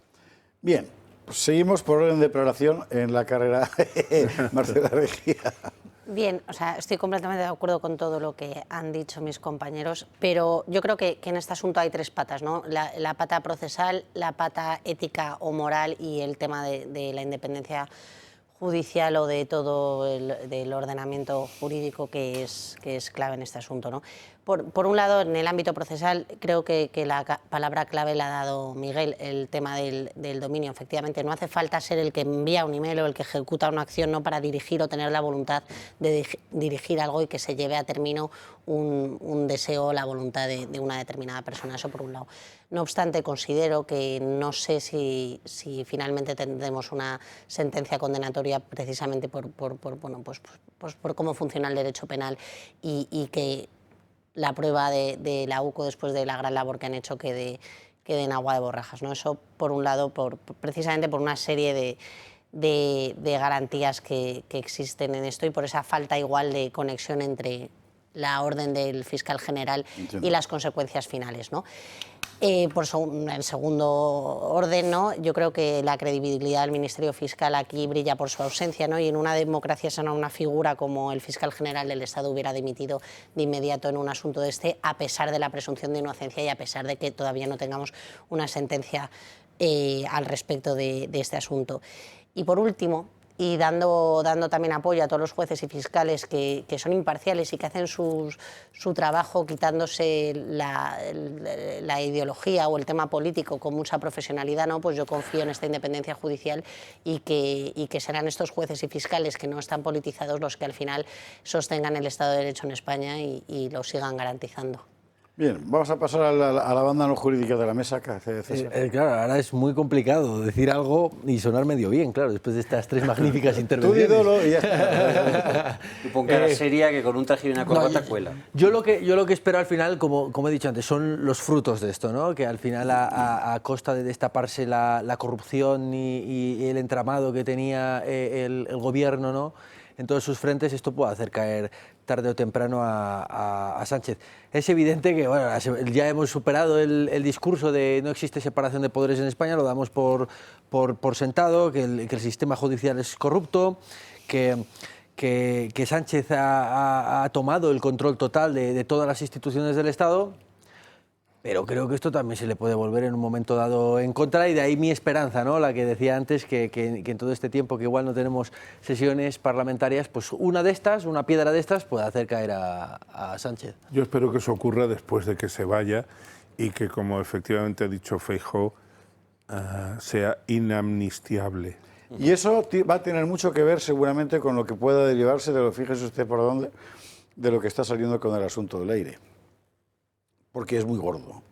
Quiero recordar que lo que tenemos son las denuncias de 2 fiscales de carrera, ante un juez de que alguien los extorsionó en nombre del Partido Socialista y del Gobierno, las dos cosas al mismo tiempo, para que soltaran porquería, para que difamaran a jueces que estaban llevando casos de corrupción socialista.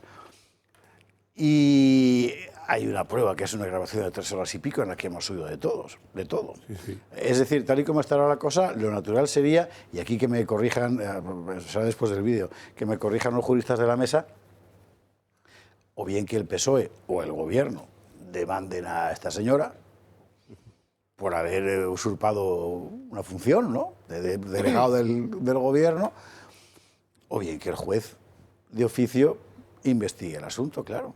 Si no, usted me contará. Bueno, ¿qué es lo último? Esto.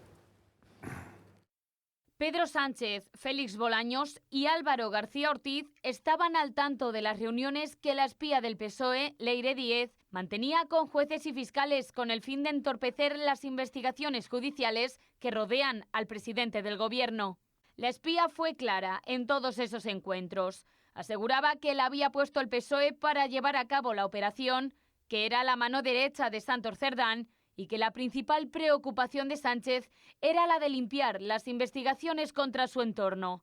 Esto se limpia caiga quien caiga, decía, según ella, Pedro Sánchez. Todo se remonta a un encuentro que tuvo lugar el 7 de mayo de 2025 entre la espía de los socialistas, el empresario Javier Pérez Dolcet y el fiscal Ignacio Estampa, al que intentaron seducir con un ascenso si a cambio conseguía información comprometedora sobre Alejandro Luzón, fiscal jefe de anticorrupción que lleva el caso Koldo. El fiscal Estampa fue insistente. Quería saber cuál era el papel de Leire Díez y quién o quiénes estaban al tanto de la reunión. La espía del PSOE fue clara. Dijo que de la reunión estaría al tanto el jefe del fiscal general, Álvaro García Ortiz.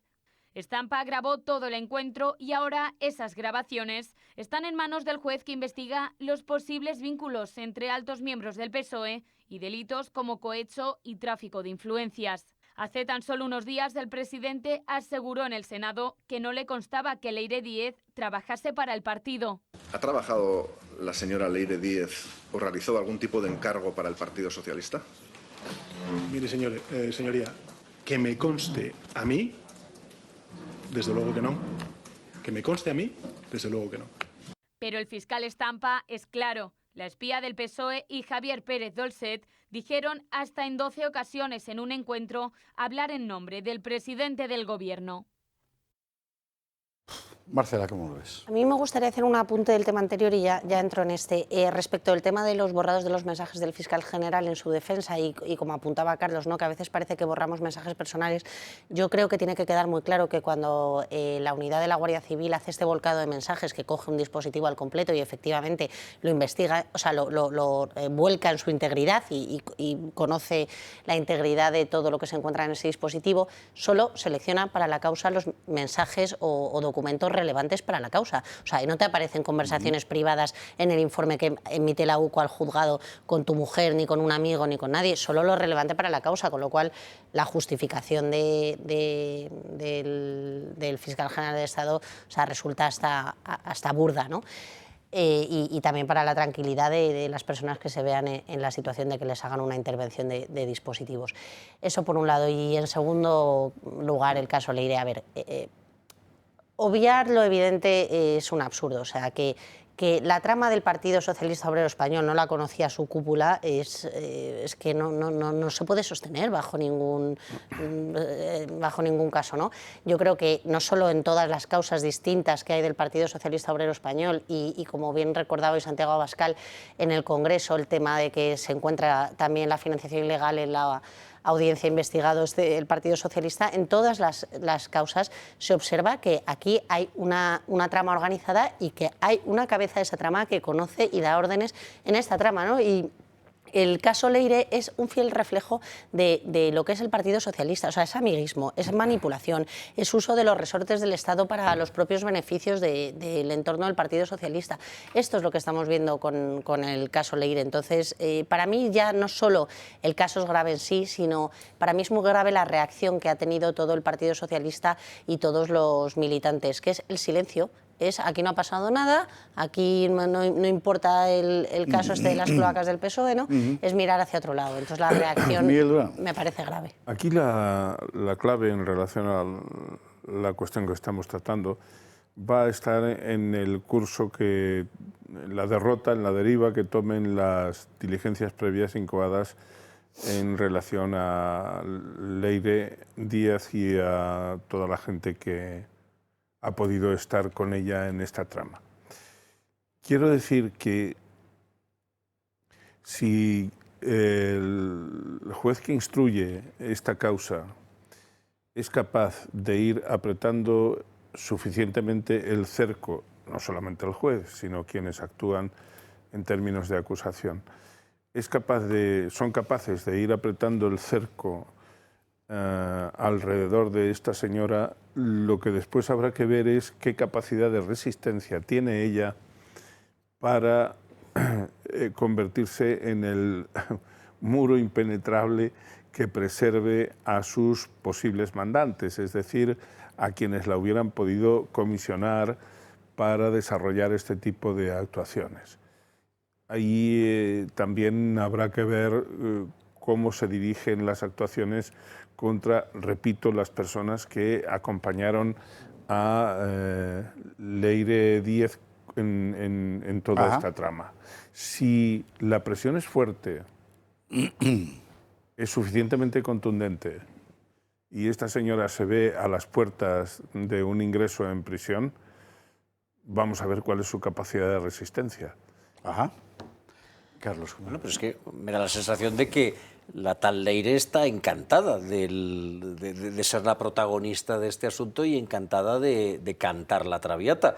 La estrategia del PSOE es la de reducir a la tal Leire a la condición de una suerte de pequeño Nicolás, ¿no? Es decir, una loca que suplantó al partido o que se hizo pasar por representante cualificada del partido para acceder a determinados negocios o a determinados cenáculos, pero que no tenía ninguna relación con el partido.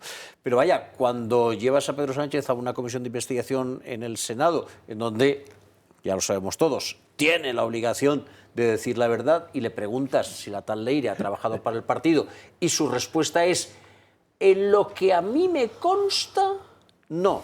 Pues entonces tienes que empezar a sospechar. Vamos a ver, cuando uno va a comparecer ante una Cámara en una comisión de investigación, va con los deberes hechos, va con las comprobaciones bien hechas. Si eres el secretario general del partido, vas después de haber preguntado hasta el ujier de la puerta del partido si esta señora trabajaba o no para nosotros. ¿En qué trabajaba para nosotros? Y respondes categóricamente: ¿trabajaba esta señora para el PSOE? No trabajaba para el PSOE. ¿Por qué? Porque se lo he preguntado al secretario de organización, no sé, ¿tiene algún secretario de organización que no esté en la cárcel? Pues el actual secretario de organización, ¿no? Pero en lo que a mí se me antoja o por lo que yo sé, no, pues me parece que es una manera penalmente defendible de admitir que sí, que efectivamente. Escuchad una cosa para que se me entienda bien. Yo antes he sido quizá un poco elíptico, un poquito, pero ahora lo voy a ser menos. A la señora esta la han grabado. Sí. Ella parece, en principio, no hubiera previsto que la estarían grabando, porque si no, no se habría conducido con este desparpajo. Pero yo me atrevo a afirmar que, no sé si ella directamente, pero alguna o algunas de las personas que la han acompañado en toda esta peripecia... ¿Eran conscientes de la grabación? No solamente eran conscientes de la grabación, sino que estaban grabando. Pero lo que quiero decir es, a donde quiero ir a parar es así. Esas personas también han podido grabar a personas del PSOE que les hubieran dado estas instrucciones. Porque si eso es así, y vuelvo a lo que decía en mi anterior intervención, el círculo se estrecha mucho sobre ellos, todavía hay mucho partido por jugar. ¿Ibas a añadir una cosa, Marcela, antes de que César cierre el tema? Muy brevemente, yo creo que Leire no es consciente o no se quiere dar cuenta de que es la cabeza de turco del Partido Socialista. O sea, lo hemos visto ya en otros casos de corrupción. El Partido Socialista y los dirigentes de toda esta trama están utilizando a cabezas de turco para cargarse o eximirse de responsabilidades. Y esta es una de las señoras. Y efectivamente es posible que gente que la grabara fuera consciente, o sea, grabase con intención, porque también lo hemos visto en el caso de Koldo, efectivamente, claro, o Aldama, que lo tenía también todo grabado. O sea, que al final, cuando hablas con profesionales de la presunta organización criminal, pues resulta que lo graban todo y lo tienen todo a buen recaudo, ¿no? A ver si un día va a salir una grabación de Santos Cerdán diciéndole a esta señora y sus acompañantes: tenéis que hacer esto, esto, esto y esto. Si eso sale... Bueno, imagínate.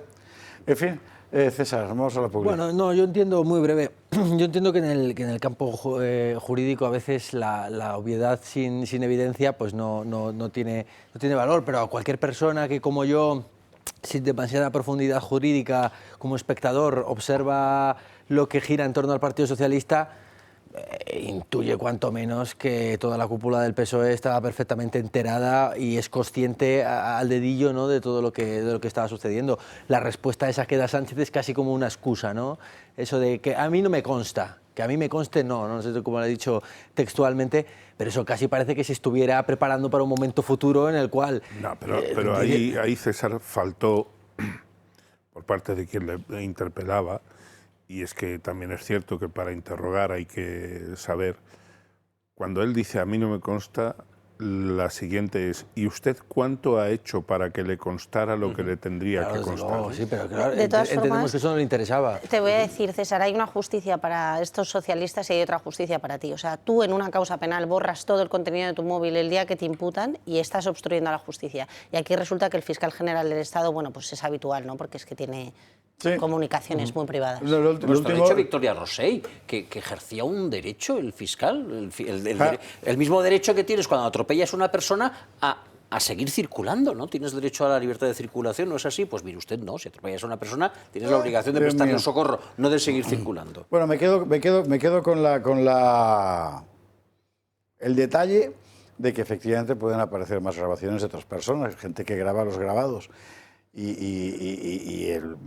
Efectivamente, tanto lo de Koldo como lo de Aldama son buenos ejemplos. O sea, gente que lo graba todo. No vaya a ser que al final me pongan a mí de cabeza de turco. Claro. La ardilla podría atravesar la península ibérica de micrófono en micrófono sin poner un pie en tierra. Efectivamente. Qué barbaridad. Señores, a la pública. Cherchez la femme. Sí. Busca, porque en el entorno de doña Leire hay gente muy avezada a grabar. El momento del mariz, totalmente. Señores, a la publicidad, a la vuelta, a la cuestión de la población. Claro, la gran sustitución que decía Renaud Camus. Es decir, quita tu pueblo y invéntate otro. Es lo que está haciendo el poder en Europa. ¿Cómo? No hay natalidad de europeos autóctonos, hay aluvión de gente de fuera. Y lo vemos que en España también. 23:48, 22:48 en Canarias. Vamos con el asunto de la población, es básico. La demografía es el destino, está claro. O sea que el nuestro es más bien oscuro. Se puede recuperar, pero hay que ser conscientes de dónde estamos. Sencillamente un país deja de existir. 30 millones de nigerianos en la Costa del Sol no hacen Málaga, hacen Nigeria, por poner un ejemplo. Esto es un poco lo mismo. Y Iago Soler tiene todas las cifras y alguna cosa más, Iago. España crece y alcanza casi los 50 millones de personas, todo ello debido al aumento de la población extranjera. Vamos a ver unos datos un poquito más de cerca y de lejos para ver este crecimiento. En los últimos 3 meses ha habido 105.000 residentes nuevos en España y si nos alejamos un poquito, pues vemos que la población española creció en casi 500.000 de habitantes en el último año. Repetimos, este aumento poblacional es pues debido al crecimiento de la población extranjera aquí en España. También esa población extranjera roza casi los 10 millones de habitantes dentro de nuestras fronteras.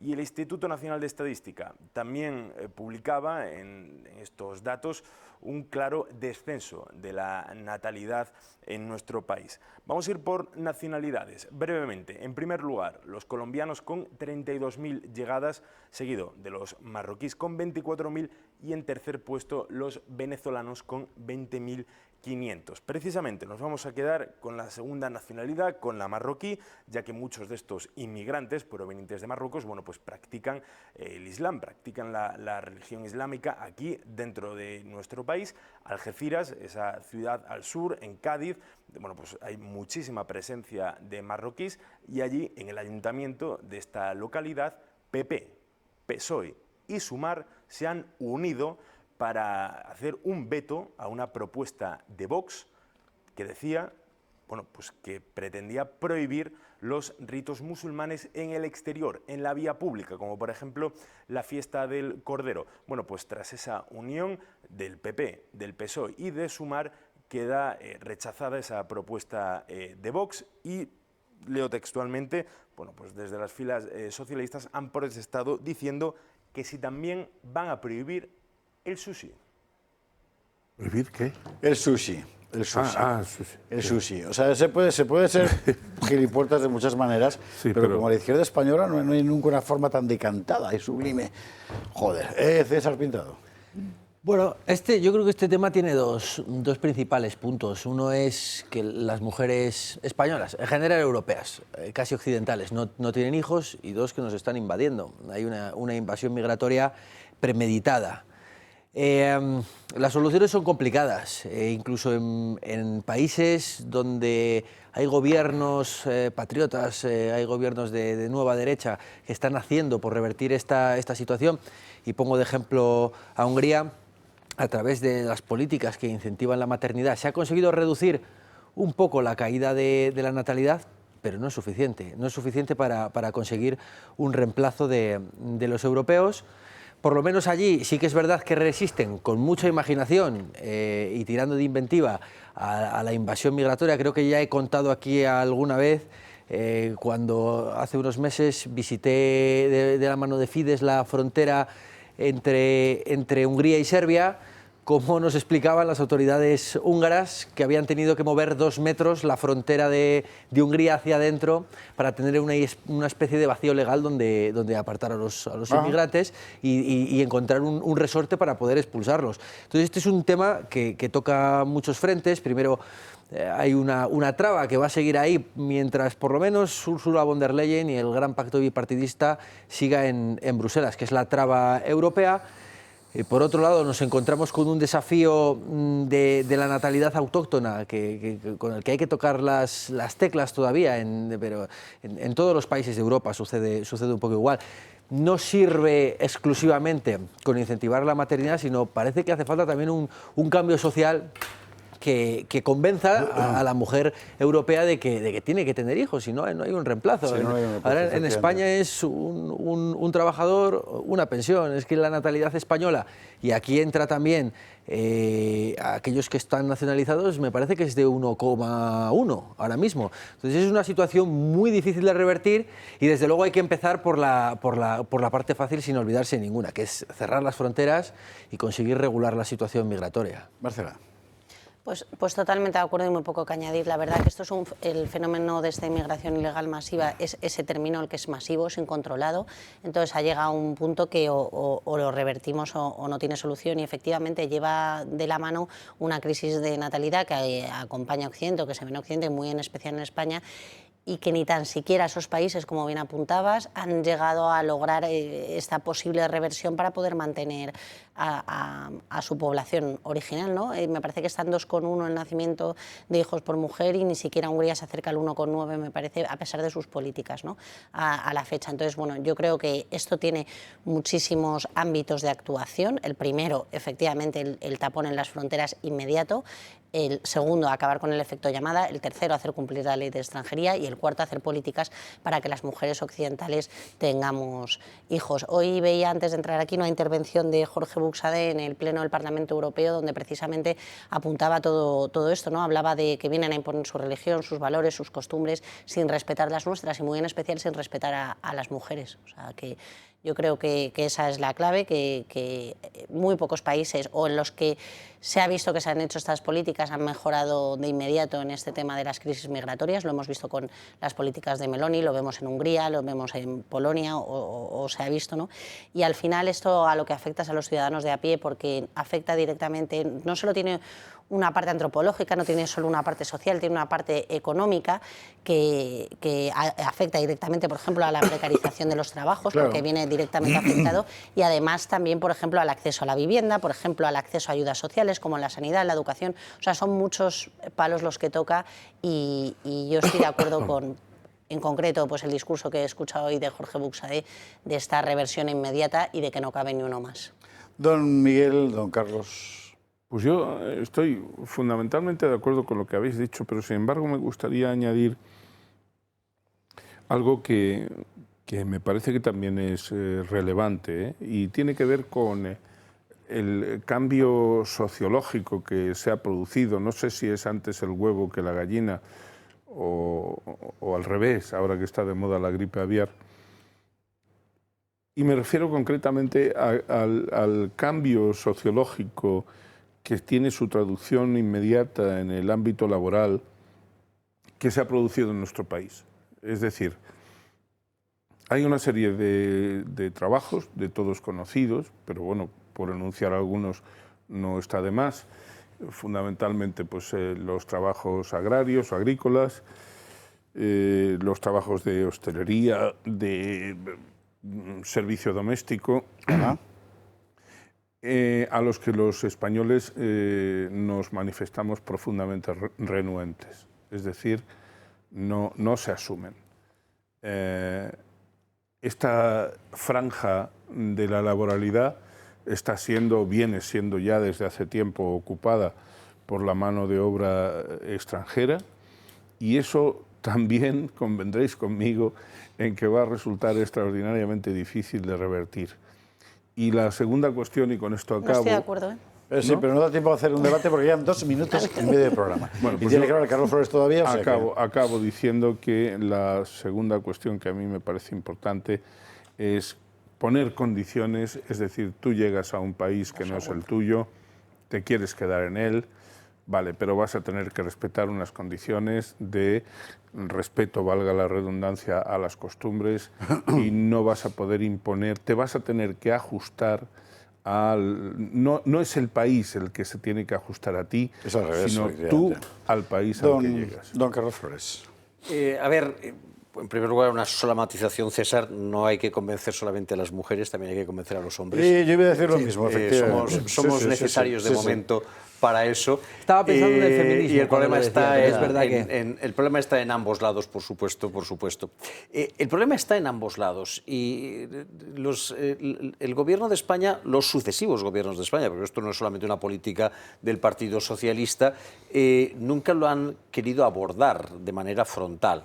En el mejor de los casos, han propuesto parches, es decir, vamos a mejorar la conciliación, vamos a potenciar la política de vivienda, pero nunca han querido abordar que si las mujeres y los hombres no tienen hijos es porque no quieren tenerlos, y por mucho que favorezcamos las circunstancias o el contexto social o económico, si no hay la convicción de que fundar una familia está bien, de que crear una familia está bien, de que dar hijos está bien, eso nunca va a suceder. Pero eso es el mejor de los casos. En el peor de los casos, lo que hacen es directamente olvidarse del problema y buscar la solución sencilla, que es abrir nuestras fronteras. Esta mañana el presidente del gobierno lo ha dicho, estamos viviendo un infierno, yo creo que no ha dicho invierno, creo que ha dicho infierno, estamos viviendo un infierno demográfico, pero no ha propuesto ni una sola medida para que los españoles y las españolas tengan más hijos. Lo que ha dicho es, seguimos necesitando la inmigración, es decir, la solución fácil para un problema tan difícil. El propio concepto o la propia... 30 segundos, Miguel, 30 segundos, Marcela. Acabo, ya sé que esto abriría un debate, Pero yo es que creo que por la evolución de los valores y de los principios que la sociedad viene experimentando, el propio concepto, la propia significación de la familia está en una grave crisis. Pues ahí es a donde tenemos Dos que ir. apuntes que a mí me encanta discutir con mi compañero Miguel Durán para dar un poco de ánimo a la tertulia. Yo no estoy de acuerdo con que los españoles no queramos hacer los trabajos que han venido a hacer los inmigrantes. Los españoles no hacemos los trabajos que vienen a hacer o que hacen masivamente los inmigrantes porque se paga un salario completamente bajo y precario, precisamente porque viene gente a hacerlo que está dispuesta a cobrar mucho menos dinero. Pues y el segundo... parte de razón. 20 segundos. Parte de razón tienes. 20 segundos, Miguel. 20 segundos, Marcela, te estaba acá terminando. No, ya está, bueno. No, pues y el segundo, enuncia sobre el titular. Para el tienes próximo día. parte de razón. No, enuncia tú, Miguel, no, enuncia Marcela, que era la que estaba hablando. Sois todos voy a dar la única buena insurrectos. noticia que puedo daros, y es que, 10 segundos. está probado que hay un cambio sociológico entre los jóvenes hacia el conservadurismo que también refuerza la idea de la familia. 3, 2... Carlos Flores, César Pintado, Miguel Durán, Marcela Regía. Mil gracias a los cuatro y a ustedes por estar ahí. Llegamos justo en el minuto, en el segundo final. Que descansen.